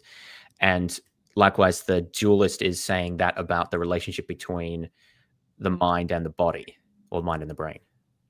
Correct. Yeah. Basically, I would say that the notion of direct causation can't plausibly be denied, unless, of course, you want to argue that there can be infinite causal chains, in which case I would have different objections there. But laying infinite causal chains aside, at some point it comes to an end. You have to appeal to direct causation. And so there's no reason that the dualist can't say the same thing about the interaction between mind and body, essentially. Yeah. So I think there's a lot of ways that we could pursue this discussion. I'm just trying to think of what might be most helpful. So I think that we already treaded some of these waters in talking about conceivability, because I think that we're sort of already getting back to some of that. So it's true that under physical theories, we don't have, there's some limit to the explanatory depth of physicalist theories. Like we get to the standard model of fundamental particles and quantum field theory. And at some point we have to say, well, as far as we know, that's just how it is, right? Maybe we'll get a deeper theory, but like plausibly that there's some bottom level that we can only describe it to that level of detail. And it's just, well, that's just how it is. I guess the question is, to what extent do we think that physicalism has an explanatory advantage in virtue of being able to articulate a series of hierarchical mechanisms that give rise under the physicalist theory to a mind that are built on top of a fairly small set of fundamental types of causal processes? And this relates to just illustrate the difference here. This relates to what I was asking about the powers of our imaginary Cartesian demon. In this case, it's a little different because we're talking about the powers, say, of the soul with respect to the brain. So it seems to me, let me just say how I think about it. So it seems to me that the physicalists can give really excruciating level of detail. I mean, we don't have full knowledge, but like in theory, they could give an excruciating level of detail about how mental phenomena are generated by certain brain states, and how those brain states are realized by like neurons, and how those neurons properties are determined by the electrochemical potentials across the membranes, and how those are determined by the combinations of ion channels and receptors, and we can go right down ultimately theoretically to like a subatomic level if we had enough time and the patience to do that, right? So what we can do, it seems then, is take the huge array of phenomena, or say causal powers that our minds have, and reduce it down to a fairly small set of fundamental causal processes, as say described by the standard model. So it seems to me that that is a significant explanatory reduction. Yes, there are some things that are taken as sort of basic that are not explained, but we've gone from everything the mind can do to a fairly small set of fundamental processes operating in certain ways, as described by our hierarchical set of physical reductions. Now, it seems that the dualist doesn't have anything like that. What they have to do is simply say that every way that the soul or mind can interact with the brain, anything that it can do, it just can do that. And there's no explanation of how it has that particular power. So it seems to me that what the dualist needs to invoke is a very wide range of, in fact, exceptionally wide range of sort of direct causal powers or causal relationships that they have no deeper explanation for. Whereas the physicalist actually only needs to invoke a very small number and then provide their set of physical reduction. So it seems to me that that is where the explanatory advantage lies. And sorry, what is the whole like bunch of things that you think that the dualist is having to? So everything that the mind can do, it seems that there's going to. I mean, it depends. It depends exactly what the relationship with the mind and the brain is supposed to be, or maybe I should say soul and the brain. I don't know which you prefer. I think fine. Okay, so maybe I'll say soul and brain just to emphasize the distinction there, because the physicalist doesn't believe in a soul, so I think that's handy to have as a good word. It depends exactly what you think is doing what. Like, maybe this would actually be good to clarify. So, as a physicalist, I think that the brain thinks, that the brain remembers, that the brain experiences qualia. Normally, we say that we do that. But I think really what's doing it is the brain. Maybe you could say in interaction with the environment. That's fine as well. Now, what's less clear to me is how you think about what the soul and brain are doing. So I gather that, I'm not sure, does the brain itself store memories, or does the brain plus the soul store memories? does the soul experience qualia and the brain not, or does the soul plus brain experience qualia? How do you see the relationship between those two causally? That will help me to clarify, because I often actually find dualists very vague on this point, which I find difficult. Fair enough. Yeah. I'm not gonna like pretend that I have the necessary like neurological knowledge to explain this to you like in scientifically precise terms, but basically the way I see it is that I can sort of go with the standard view of sort of how it is that light reflects and gives us something input into our eyes.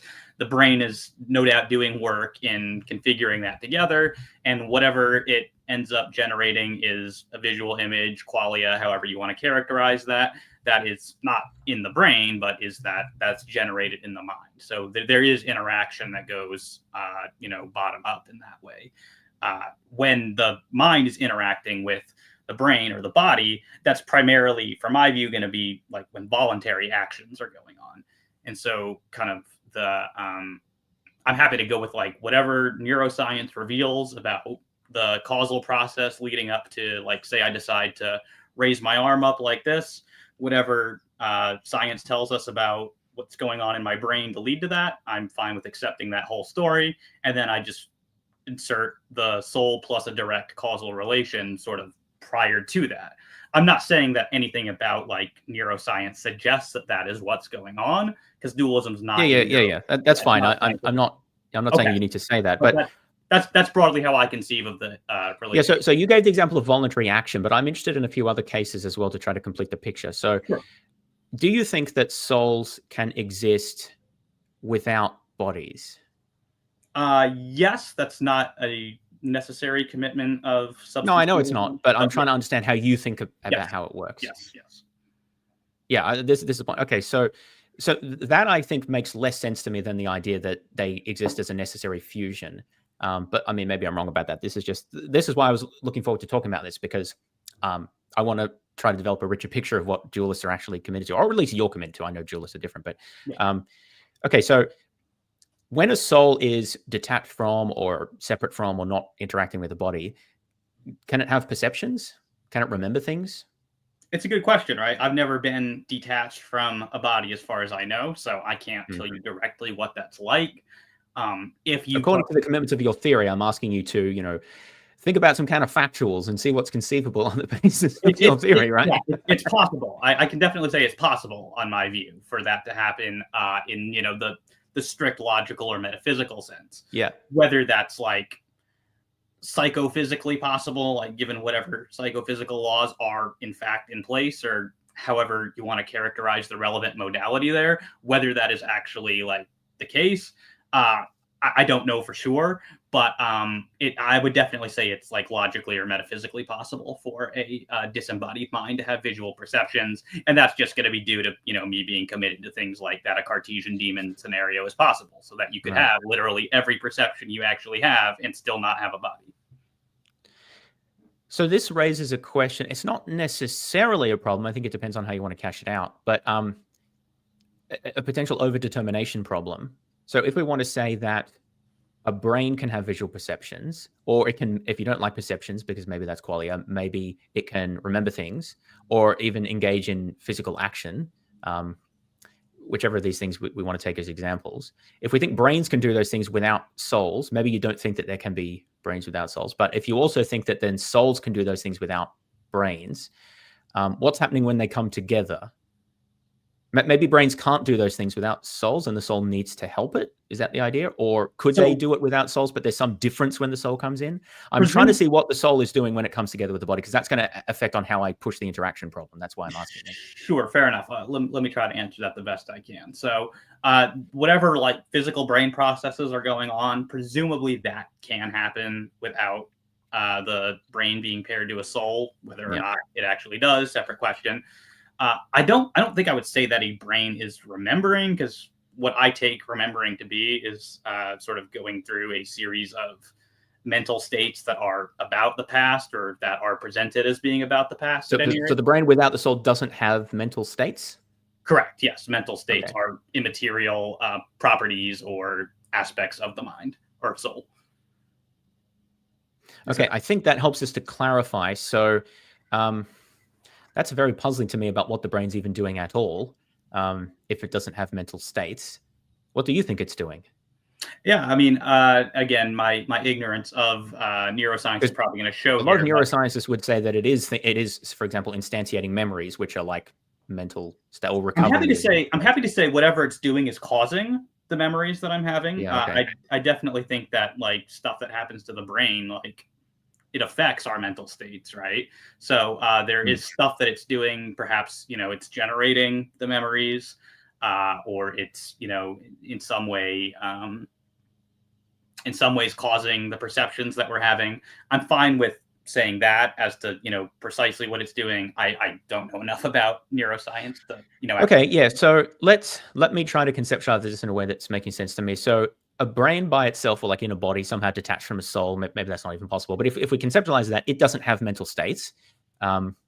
It is capable of it is capable of engaging in certain physical processes, which, when paired with the soul, will either generate new mental states or possibly alter the mental states that the soul, say, could have had potentially if it were by itself. But when it comes with the brain, it physically interacts with the brain in a way that, let's say, alters or maybe generates new mental states. Is that fair? Yep, I would agree with all that. Okay, that's fine. So that's helpful. So then that, I think, helps to frame the objection then, because it seems that you want to say that the soul, in combination with the body, is capable of engaging in a wide range of, or engaging is maybe not the right word, is capable of having a wide range of thoughts, and also of affecting the body in a wide range of ways. Because presumably our memories and perceptions and ideas and imagination, so these are all thoughts, these all affect our bodies in all sorts of ways, right? I mean, they can affect our actions. Obviously, they affect our bodies. So the point I'm emphasizing here is that souls, in combination with bodies, can clearly have a vast array of different causal effects on our bodies. It's not just like, can they move my arm up or down?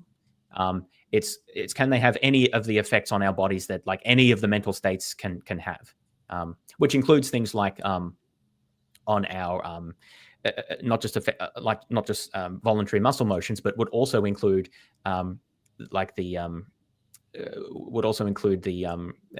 and parasympathetic nervous system, like anxiety and heart rate and all of those other things, because our things that we imagine can affect that, which can affect our heart rate. So it's obviously having all of these vast range of effects on our bodies. And here's where the objection comes in. It seems like we need to postulate all of these different causal powers for any of the different things that the soul can do to our body, because there's no mechanistic explanation of, I mean, if there was like a basic, like let's say there's 20 basic things that it can do, just making that up, and then we have a mechanistic explanation of how those 20 combine together to give rise to all of the different phenomena that we can see that a body can have, then I would say there's some explanatory power there. But it seems like the physicalist has that. The physicalist has the base level of physical description and then a hierarchical level of mechanistic explanations that give rise to, that generates the explanation of how all of the mental phenomena occur. But the substance dualist just has to say, well, whatever it is that the body can do, like any given state, any given effect, the soul can cause that, and it can cause this other thing, and this other thing, this other thing. It seems that you just need to postulate a very large number of different causal powers that are distinct from each other. So I do think it's important to highlight here that I do believe the causation goes both ways, right? So, for example, if a person has anxiety or whatever, that doesn't necessarily have to be something that the soul is doing to the body. This can be explained as something that, happened in the body, whatever explanation. Well, no, I don't think you can say that. I think you can say the body contributes to it, but you said that thoughts are not in the body. They're in the soul. It's like mental activity. Yeah. And it's clear that, for example, if I just imagine something scary, that can increase my heart rate. So it's clear that thoughts can have effects on the body. So it seems like you have to say that the soul can cause my heart rate to increase. Yeah. Obviously, there's going to be the body is going to mean, there's some point of interaction there. I'm not saying it's just the soul, right? But I'm saying that you have to be committed to the idea that there's a causal effect there. Yeah. No, and I wasn't trying to say that like in Okay. every case of anxiety that's the case. I'm just trying to say in some cases, right, like it can be the body affecting the mind as well. The mental states can be caused by something that's going on. Yes, but that seems to make your case worse, because you need to postulate not only how all of the causal relations that exist or powers that the soul has over the body, but also all the different ways that the body can affect the soul, because they're not all the same. Right? If I have different photons hit my eyes, I perceive something different. The soul has been affected by the body in different ways. But what is different about the two different cases? Like, how do the cases differentiate the effect that they have on the soul? What are the truth makers of me seeing an apple versus an orange in the soul in light of the different photons in my eyes? There doesn't seem to be an account there that the dualist has to offer. Yeah, I guess I'm not completely sure what you're looking for in the way of an account. I'm typically just going to say that I'm just going to appeal to, as much as I can, I'm going to appeal to direct causal relations going in both directions. But that's the problem. You have to appeal to basically what it seems to me that you have to do is say that this given body brain state causes this soul state. This slightly different body brain state causes this soul state, because there's no theory that explains the relationship. You just have to specify them essentially one at a time. And that's why the theory is not as good, because there's no explanatory power there. It's just a brute declaration that there is this vast array of associations between body and soul, and that's not a good explanation. It's a better explanation is one that can compress and say, in virtue of this small number of mechanisms, that's what makes it a worse explanation in my view. So can I put that in terms of the way that I would frame this argument? Sure. So it would seem to me that we are appealing to here is more or less the theoretical virtue of parsimony, right? You're saying that there's all these things that my theory is sort of committed to. Something like that. Maybe even a degree of ad hocness, right? But largely it's going to be a parsimony concern there, right? Would that be fair? Okay, so it depends. I think if you just don't say anything about how this interaction is supposed to work, I think it's an issue of explanatory scope and depth. And this is what I'm saying you should do to get the explanatory power that you need, is postulate all of these direct causal relationships, like brain state A causes soul state A prime or whatever. And then you go through for all of the possible combinations of different experiences I can have, right? Then it seems that you can explain the connections, but you've done so only in virtue of introducing a huge array of postulates that the physicalist doesn't have to do. So in that case, I would say, yes, it's parsimony. So it depends on what you're doing with the theory. And I think a lot of dualists are just sort of coy about, they just sort of don't do this, which I find frustrating. But yeah, it's either going to be an issue of explanatory scope or parsimony, or both, depending on exactly what you're postulating. Okay, yeah. So, I mean, with respect at least to the parsimony concern, I'm happy to actually grant that to you, right? So I think that leaving like a priori considerations aside, if we're just looking at the empirical evidence, that is going to be a strike against dualism, right? Is that it's a much more like ontologically committing theory than physicalism, right? Because I mean, I accept all the stuff that you're going to want to say, and then I'm going to add souls and direct causal relations and all of this stuff, on top of that. So I'm happy to take the hit there. What I would say is that sort of parsimony advantage, it's overridden by other factors, namely the sorts of arguments I would offer for dualism. So I think it's going to drive us back to those sorts of issues. But taken in the abstract, I mean, I own that empirically that's going to be a strike against dualism, all other things being equal. The case I'm just going to make is that all other things are not equal. That's fair. I think what I really want to emphasize with this argument is that it's not just a matter of postulating a soul. You also have to postulate a soul that has a very specific and elaborate set of causal relationships with particular physical states. And it's like this, I think, becomes more problematic the more we think about this, because presumably souls do not causally interact with rocks. I don't know if you think they causally interact with trees. Maybe there's different types of souls. There seems to be a lot that we would actually need to specify here. Now, you don't have to specify all those things, but then I think your explanatory scope and power suffers, because the physicalist has explanations for all of these things. Not perfect explanations, but like we have a lot that we can say. Whereas it seems the dualist either just doesn't say anything, in which case I think they have very little explanatory power, or if they postulate, well, souls can interact with this, but not with this thing, and in this way, it seems that those are just all extra postulates. And so I think there's a very significant difference in either parsimony or explanatory power, not just, oh, I introduce souls. And I think that's one area where I would push that more strongly. Now, that doesn't necessarily mean that that's overriding. I'm not saying that you therefore have to be convinced just because of this, but I do think it's a significant issue because it's not just the souls, it's also all the specific causal powers that they do and don't have. Yeah, so like I said, I'll take that on the chin there, but okay, yeah. Well, fair enough then. Yeah, one thing I'll say though is perhaps part of the reason why this is not clearer from dualists is because of the way the interaction problem is typically presented. It's not typically presented the way that you just presented it there. In fact, I've almost never seen anyone present it that way. It's almost. I think physicalists fall over on this one. Yeah, I agree with you. It almost never goes any further than like, well, there's just no way for these things to interact because reasons, you know? And so I think if physicalists maybe did a better job about trying to actually formalize this into an actual argument, you might get some concessions out of dualists on this, because I'm perfectly happy to say that there are some, at any rate, certainly parsimony considerations that don't bode well for dualism. I have to say that they're overridden by other considerations, largely the a priori arguments for dualism. Okay, fair enough. That's very interesting, and I appreciate you sort of acknowledging those issues. It is frustrating when, well, I would say in my discussions with other apologists, when confronted with difficulties, they just, instead of just acknowledging, yeah, that's a cost of my position, they just dig in and I think find implausible responses. But I do appreciate that you're at least will say, yeah, that counts against it, but I just think these other arguments count for more. I just think that's more honest. So I do appreciate that. Now, I did want to talk briefly about the where's it gone?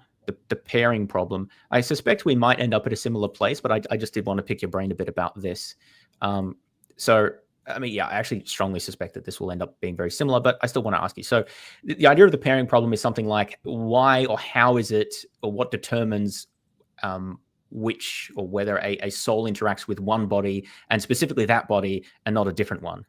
I'm also interested in the question of where you think souls come from. This may well have an implication on that. So do you think God creates a soul and like puts it in, or maybe you'd say establishes its causal interactions with a specific body? Or has God established, like, does he do that as an act of some sort of special creation? Or has he established a broader set of processes that operate that he doesn't need to intervene in? Like, how do you think about that? Yeah, so I actually take the view advocated in this book. I'm not sure you can see it, but it's called The Creation of Self by Joshua Ferris, yeah.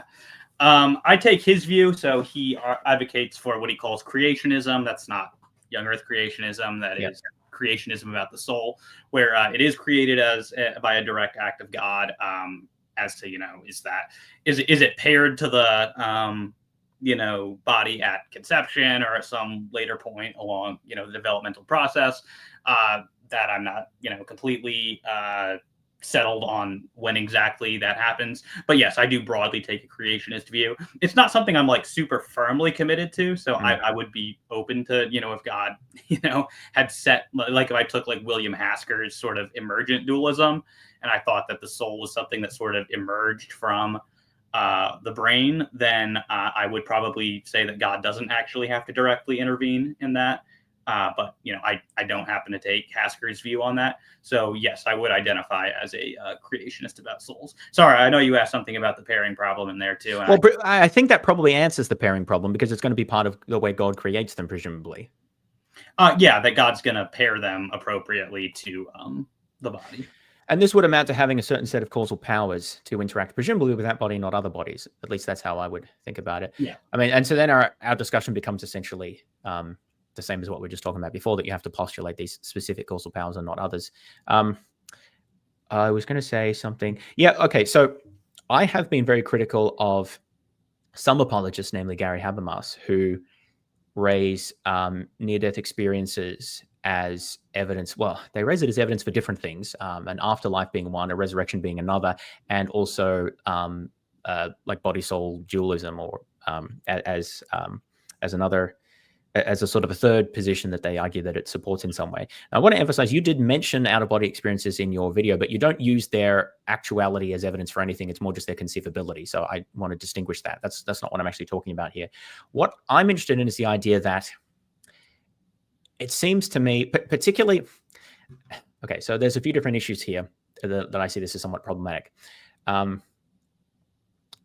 This is why I asked you about whether you think that souls can, say, perceive things absent the body, because the way I've understood dualism is that mind and body together give rise to mental phenomena. But then it seems odd to me to say, well, in some sense, the soul leaves the mind. And then you get this idea that it's still spatially located, but it's like somewhere up in the room. That's really weird to me. Like, why would it work that way?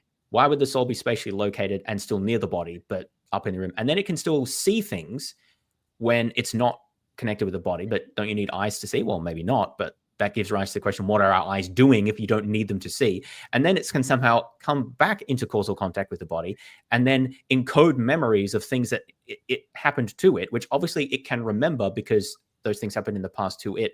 So the soul can remember without a brain, but then what is our brain doing when we remember? And we actually know a lot about that. So you see how there's a series of things that don't obviously make sense to me about what the proponent of dualist, who is advocating for the reality, not just the conceivability, the reality of near-death experiences, of what they actually think about the relationship between body and mind. And in particular, to come back to the pairing issue, if God has established that this body interacts with, that this soul interacts with this body, then how is it can go away and come back? I guess you could say, well, God just wanted it to do that. But like, that's not really obvious from the theory. That seems to be yet an additional postulate. So I don't know. I'm just kind of saying a bunch of things that I find confusing. But what do you make of this sort of discourse? Oh, well, with respect to Gary Habermas, I mean... well, near-death experiences. And I mean, he's not the only one, but he's a prominent one who's... I was going to say, with Gary Habermas, everything's going to end up being evidence for the resurrection in some way. Yeah, it does seem that way. Yeah, don't get me started on my issues with Habermas. But yeah, so obviously, I mean, I don't claim to have like looked super deeply into near-death experiences. The only thing I really use them for in my case for dualism is to support sort of the conceivability of disembodied existence. Yeah. Because, whether you accept that they really happen or not, they do seem conceivable. I mean, if one does accept them, then that raises a whole host of questions about what the sort of nature of the mind-body relation is, what's going on there, what sort of psychophysical laws are governing the relationship there. So I agree none of that is clear.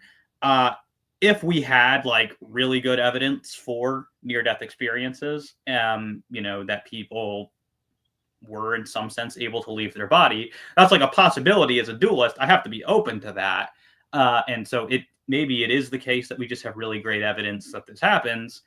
If it does, then I mean, I think all I'd be able to say to the questions that you're raising would be like, I don't know how it works that way, but like at the same time, I've got this really good evidence for near-death experiences. That's so it's got to work. The point I wanted to make is it's not clear that substance dualism really explains those experiences. Well, I mean, in one sense, it does. I mean, it sort of necessitates substance dualism. It necessitates the separability of the body. Well, that's all it seemed it would necessitate. But like substance dualism doesn't. Well, that's what I was saying. Substance dualism doesn't imply that they are separable. Yes, it doesn't necessarily predict that you would have these sorts of experiences. Yeah, or explain how they can work. I mean, I just raised a whole bunch of issues there. So, like, yes, obviously, if near-death experiences in the out-of-body experiences, maybe a better way to say it, because everyone agrees that near-death experiences exist. But like, if they're actual out-of-body experiences, that something that you can see things that your eyes couldn't see, maybe there's a better way to say that. Then it seems that physicalism almost certainly has to be false. But I don't know that any other very specific theory is favored in virtue of it, because I think the substance dualist has a lot of issues that they need to resolve as well. Not to say that it couldn't be done, but it would require a lot of extra postulates. And this is simply what I wanted to emphasize with respect to how I find it frustrating that I have seen this discussed, because it's presented as if it's sort of clearly evidence for substance dualism. Whereas, like, okay, maybe it's evidence against physicalism, but it's not obvious that there's a better alternative explanation. And that actually raises problems, because if we're going to say that physicalism has explanatory advantages in this areas, but it has a problem dealing with near-death experiences, but then we also emphasize that substance dualism has problems explaining for accounting for near-death experiences as well. And so then it's more of a balancing of explanatory virtues, is what I see it is. So anyway, I think it feel would free to. depend on the quality of the evidence, probably for the near-death experience. Something you said in response to me, actually on the interaction problem, was that two theories can have a problem, but not have them to the same degree. I think if you had like such good evidence that there were out-of-body experiences, like if we give it probability like 1 for the sake of argument, then I mean it's gonna obviously, like, dualism is not gonna have a problem here to the extent that physicalism is going to. But yeah, I mean, if we're saying it doesn't have a probability 1, then yeah, there's going to be some weighing to go on there. So I mean, yeah, I think I broadly agree with you on that. All right, that's good then. So I probably don't have too much more to say about the pairing problem. It comes down to what causal powers you think the soul has, and the plausibility of those, which we've already discussed. I'm just seeing if there's any of these other issues. I mean, yeah, we talked about causal closure and conservation. Sorry, you talked about causal closure and conservation of energy, but I feel like we're just going to retread the same grounds here, unless there's anything you specifically wanted to say about those. I mean, I do have notes on what you said about them, but I don't know. I mean, a lot of it is related to, I mean, yeah, I guess just with respect to like causal closure, maybe one point I wanted to raise is you were saying we had like lots of evidence for causal closure, which I mean, I took you to be talking about like inductive evidence for causal closure. And so are you saying, do you think that that's coming primarily from biology or primarily from other fields?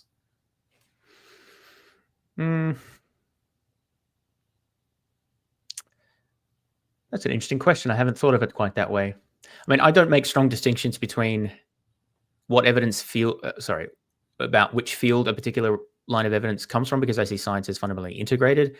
If we think of conservation of energy as fundamentally a question about physics, then I would say most directly the evidence comes from physics. But I think that our investigations into other fields are consistent with and support that. But obviously, any higher order phenomenon are going to be very complicated, and like you can't just directly measure all of the inputs of energy to like a single neuron in the nervous system, for example. You can measure the important ones that we think are most relevant and significant given a bunch of other theory we have. But it's less readily, it's less easy to directly test that in any complex environment as it is in a very simple abstracted environment, which is what physics deals with. So I would say the evidence is most direct, perhaps, from physics.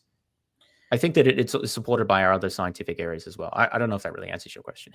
Well, just the concern here is when you're arguing that there's like a strong inductive presumption basically in favor of causal closure, there's a concern about like the streetlight fallacy going on here. So I guess the question would be, it's a question of where the evidence is coming from, because if it's coming from, like, if we have evidence of causal closure from like systems that substance dualism does not predict would be causally closed, then like the relevance of that to the question of whether biological organisms, the things that substance dualism does predict, would not be causally, or arguably does not predict. Yeah, I see that. So here's the way I would understand that. So we have strong evidence that we have strong evidence that simple physical systems are causally closed, like very strong evidence. I would then say that we have very strong evidence that simple chemical systems are entirely composed of the interactions of simple physical systems. And we have very strong evidence that biomolecules are composed entirely of the interactions of simple chemical systems and so forth. And so you basically, what you have is a hierarchy of, well, I've been going from bottom up, but a hierarchy of reductions that I think in each stage we have strong evidence for. I think we have less strong evidence as we move to more complex systems because they're more complex. But I would still say we have strong evidence. Like I would say we have strong evidence that the gross. Let me rephrase that. We have strong evidence that mental phenomena are explainable in terms of the causal powers or causal properties or behaviors of the brain, which in a sense you would agree with. You just think there's also something else, but right. I mean, you do think that there's a lot of evidence there that there are strong associations. And then I would just go down and say, well, at each level, I would say further that we have strong evidence that we can provide a sufficient explanation of higher level in terms of lower level, or that there's nothing beyond. Yeah, I guess that's a stronger claim. But I would say we have support for the idea that there is nothing that we need to invoke as explanatory extra at high level beyond the processes of lower level. And I would go from behavior right down through to simple physical systems where the evidence for conservation of energy is strongest. But I think that evidence propagates upwards in virtue of the strength of these level-wise reductions. But that is inductive evidence, so it's not obviously certain. Right, yeah, because what I was going to say is that I can probably just agree that, like, there's some inductive evidence that, you know, you're going to get from physics and things for causal closure. It's not going to be super strong because substance dualism doesn't really predict that those sorts of systems wouldn't be causally closed anyway. But, I mean, yeah, it gives you some sort of inductive evidence. My response there, of course, is going to be that broad inductive cases like that are going to be easy to defeat with new information. So, like, if we have really good, like, a priori reasons to be dualists, then that can override whatever inductive presumption is supplied there. So if we're really going to have, like, strong evidence against interactionist dualism, it would have to come from biology. And to my knowledge, we just don't really have super strong evidence from biology that human organisms or any higher level organisms for that matter are causally closed. So that's generally how I respond to that. Yeah, I think that the evidence is a lot stronger than that in virtue of these level-wise reduction arguments. And importantly, the dualist is committed, it seems to me, that simple physical systems, maybe I shouldn't say it that way. Let me rephrase. The dualist is committed to the position that the soul can impart energy, or maybe take away energy, or at least alter the distribution of energy among atoms, unless they also want to say that the brain is made of something other than atoms. And so the point, and this is why the levels of explanation is relevant here, because it's not like we can just ignore the physical level, because the brain just is made of the physical level. And so the processes that we know are operative there, we have strong evidence that they are still operative in brain, when those atoms are in brains, to put it crudely. Now, you could always say, yes, but something special happens when those atoms are in brains, and we can't directly prove that it doesn't. But I think that we have, again, like the problem is that if you introduce that type of argument, all of the explanatory processes and generalizations that we've developed, they kind of fall apart. Because, for example, we explain how neurons operate on the basis of their the electrochemical properties of their cell membranes. And we explain those in terms of the known properties of the macromolecules, like the proteins and the lipids and so on that make them up. And we explain those in terms of the chemistry of the side chains and the particular component groups of those molecules. So it all comes down to physics at the end of the day. And if you're going to say that the soul has a causal effect on the brain, you are committed to the position that the soul is having a causal effect on those molecules that make up the brain and the atoms that make up those molecules. But we have very strong evidence that it doesn't work that way. And if you want to say, yeah, but it's different in the case of the brain, then it has to somehow be different in a way that preserves the explanatory power that we do have, because we have a lot of explanatory power that's based on that physical knowledge. It has to be, so the soul has to be doing something that preserves that explanatory power, but then also adds something else in addition to it, which is not impossible. But this is why I pose the question in terms of, like, how does the soul change the ion concentration across the membrane of a neuron such that it changes its firing rate of action potentials? Now, I know no dualist is going to answer that question, but asking it is the point that I'm trying to make about the evidence that we have for that's how brains work. And the dualist is saying they do work that way, except sometimes there's something extra. There's something extra needs to preserve what we do know about how they work. And I think that is just very implausible. Yeah, so, I mean, again, my knowledge of the science here is going to be limited. My understanding is that we don't actually have any, like, particularly good experiments or anything that would indicate that brains are causally closed, that are not subject to an influx of, obviously not like a huge degree, but to some degree of energy being added to the brain. See, what I'm saying is it's true because we can't measure precisely enough the entire energy input to any sufficiently large system. But what I'm arguing is that's not actually the basis of the physicalist evidence, or it shouldn't be. The basis should be these hierarchical wise reductions of what we understand. So the substance dualist is committed to saying that there is that the soul can causally affect electrochemical potentials across a membrane, but they can't say anything about how this changes our picture of the physical system, even though we know a lot about the physical system. They're committed to the view that it does, but they can't say anything about how it does or how it changes it in a way that preserves our physical description. And I think that's a real problem for the theory. Are you familiar with the work of, I believe his name is Brian Pitts? I am not. Okay.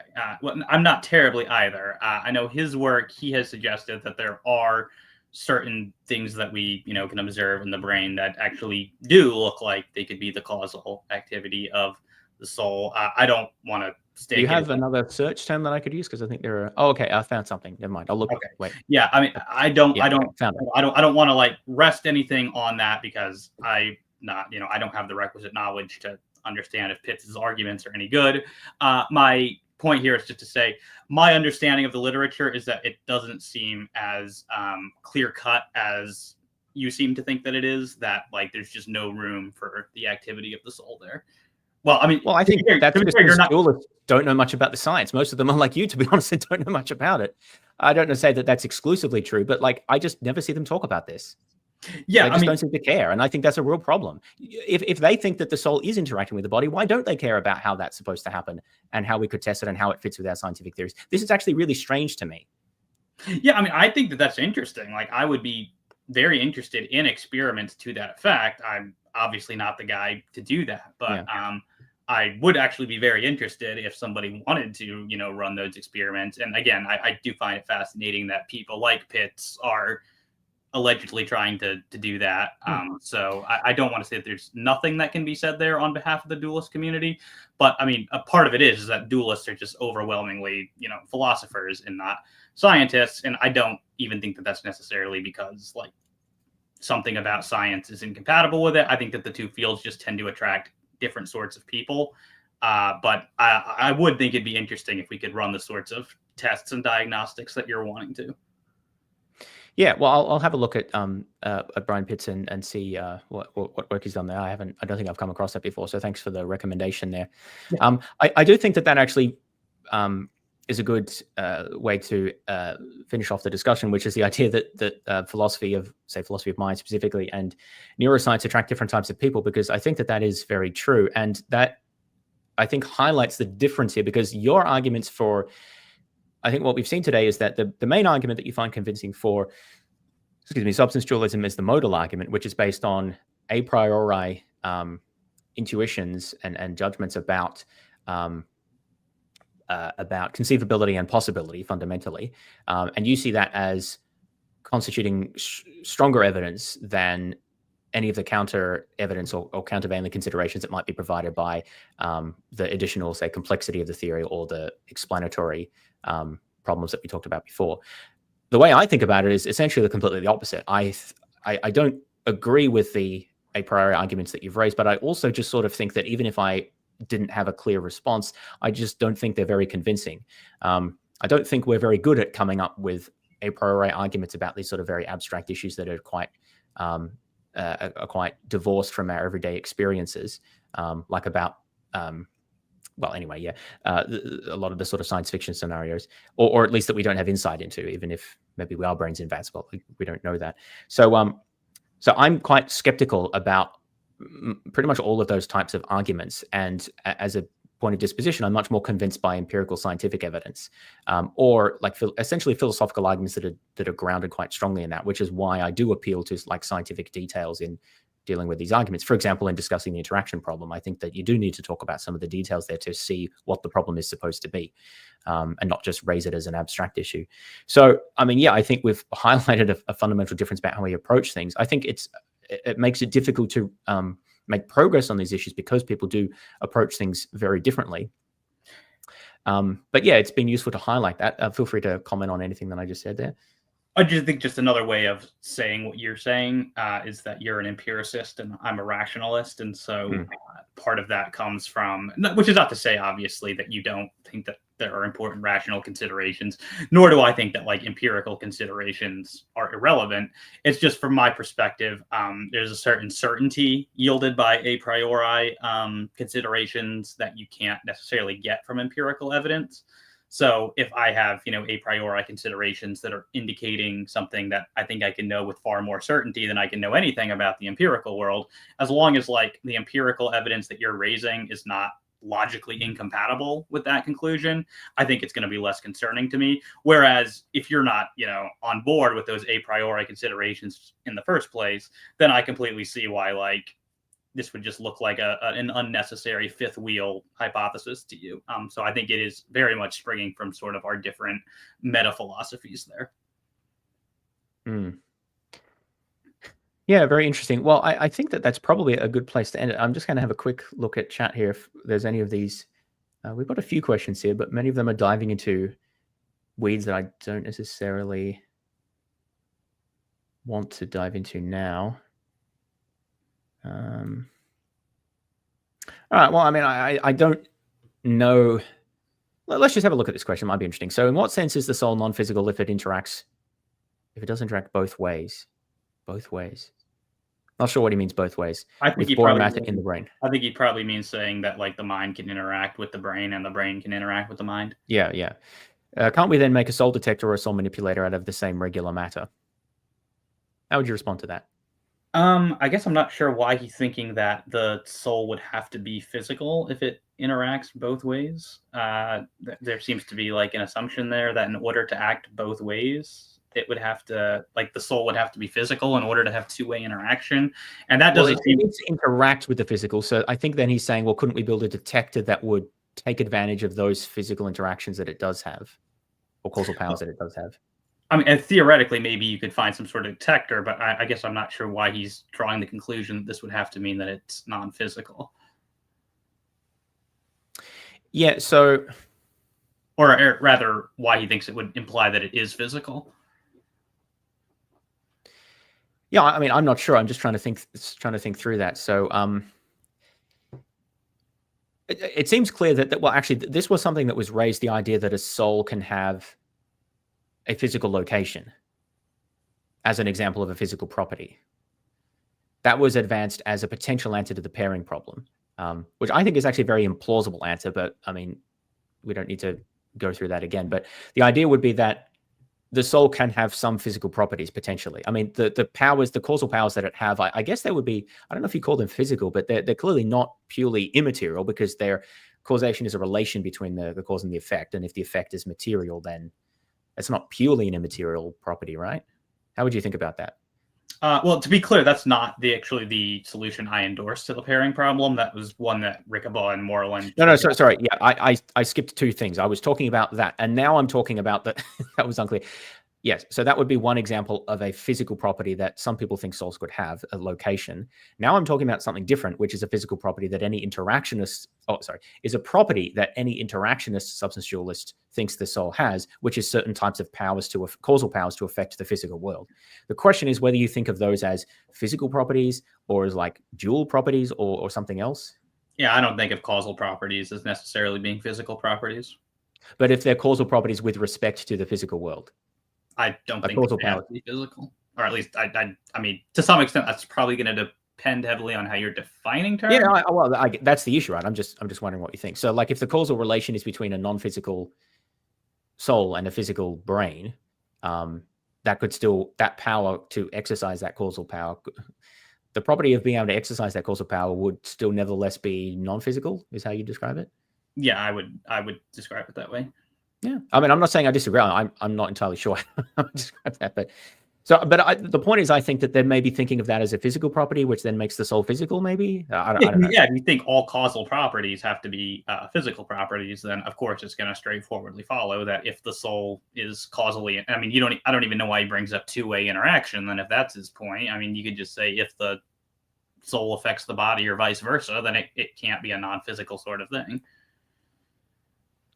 Yeah, and obviously that does get us into a lot of other areas as well. Like I do think that causal processes are essentially, maybe essentially is not the right word there. I do think that causal processes are physical, but but obviously that's going to be kind of downstream of a bunch of other commitments. So I wouldn't advance I would that imagine if you're a physicalist, then you would think causal relations.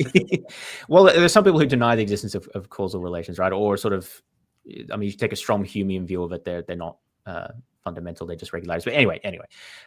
So, I mean, this does raise the issue of how difficult it is to discuss these things, because when assessing the plausibility of a premise, you come to issues that require judgment that involve a bunch of commitments which are not entirely independent of the question at issue. So it does become very difficult. Maybe we should, I mean, we kind of talked about this a bit when we did our epistemology discussion years ago, but maybe we didn't get to all of the issues here. Maybe we should talk more broadly about like rationalism versus empiricism. And particularly, I guess I'm interested in, not to discuss now, but just highlighting an issue about why we should be so confident about sort of a priori thought experiment type arguments, because it seems to me we have a lot of defeaters about those, like broadly speaking. But you may obviously disagree with that. So I think that might be a good thing to talk about sometime. I'm always down to discuss that.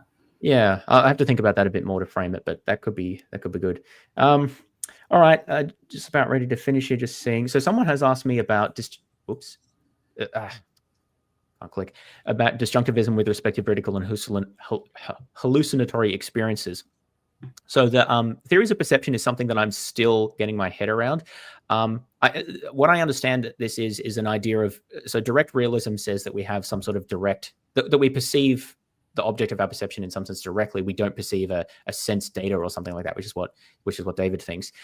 This raises a question about the nature of hallucinations, because obviously if there is no object of perception, we can't directly perceive that. And so direct realists have devised different ways to make sense of that. I'm still getting my head around those different theories. I think disjunctivism says that there's something different about the nature of those, of veridical versus hallucinatory experiences, but that may not necessarily be transparent to the perceiver. So I think I lean towards that, but I don't know enough about it to sort of defend it clearly here. But I did remember reading about this in preparation for David's previous video and thinking that sounded reasonable to me. But I'll need to read up more about that to give much of a defense. But yeah, so the point is that and that will be an issue maybe if we do talk about sensory perception in the future, about the physicalist, not necessarily physicalist, but that you need to give an explanation that's consistent with the idea that we can have hallucinations which are indistinguishable, at least in some cases, from the real, like the object of veridical perception. And so the idea is that there should be something that those two things have in common, but it can't be the object that's being perceived. Obviously, if it's a hallucination, there isn't one. So the sense data theorist says that they have the same sense data that's being perceived. And obviously the person rejecting that, typically direct realism, that's not the only other view, but that's the other common view, will have to give some other theory. So yeah, I think I lean towards disjunctivism, but maybe I don't understand that well enough to defend right now. But that could be something we can talk about later, because it is relevant to this issue. My broad view on that is that it makes a pretty major concession to indirect realism, because it basically says something like a sense data exists in the case of a hallucination, but that doesn't exist in the case of a veridical perception. And so you get this sort of lack of unity in your account of consciousness. But I mean, conversation for another day. Yeah, I'll let you have that one, because I don't know enough to defend. But I do think that, like, looking at thinking about the case of semantic externalism, there is potentially the prospect of hybrid views in some of these cases, which I tend to think are underexplored philosophically in some cases. So anyway, but obviously you need to think about parsimony for those and other factors. So we can talk about that. All right, I think that there aren't any other questions here that I wanted to raise, so we'll leave it there. Thanks very much, David, for coming on. By the way, I should give the opportunity to have any last words if there's anything you wanted to say. People, which is probably doubtful with this group from what I'm seeing, but if anyone found anything that I said interesting, then you can find my fully more rounded explanation, my case for substance dualism, over at my channel Faith Because of Reason. I know James was kind enough to link the videos below. Yeah, thanks for having me on, and again, congratulations on a PhD and the engagement. Yeah, thanks. And you were recently married as well, is that right? Yep. Just coming up on about 3 months here. Oh yeah, congrats as well. So thanks very much for coming on. I think this was quite helpful in highlighting different areas of disagreement. So just to mentally tag a few points. So one area of potential future investigation is sense perception and the philosophy of that, which I need to do a bit more reading on. And another that we flagged is the relationship between semantic externalism and the phenomenal concept strategy, which we seem to have somewhat different views on. So I'll need to look into that a bit more. Yeah, maybe also at a most meta level, empiricism versus rationalism. All right. Yeah, thanks again. I appreciate that. Thanks everyone for listening. Hope you found this useful. And oh, I should say one other thing before you go. So David has also made a response to my case for the RHBS model regarding the resurrection of Jesus. I haven't watched that yet. I've deliberately been waiting till after we have this discussion. So then I'll turn my attention to that. I will be doing a response video, and then probably we can discuss it again if you're interested in doing that. But we can have another discussion, I mean, about RHBS and the resurrection. It'll depend on, your video, because who knows, maybe you'll convince me. But assuming you don't convince me, and I still believe in the resurrection afterwards. Well, I think if I did convince you, then I would still get you on for a video, right? But anyway. That could be. So yes, either way, I'll be coming back then.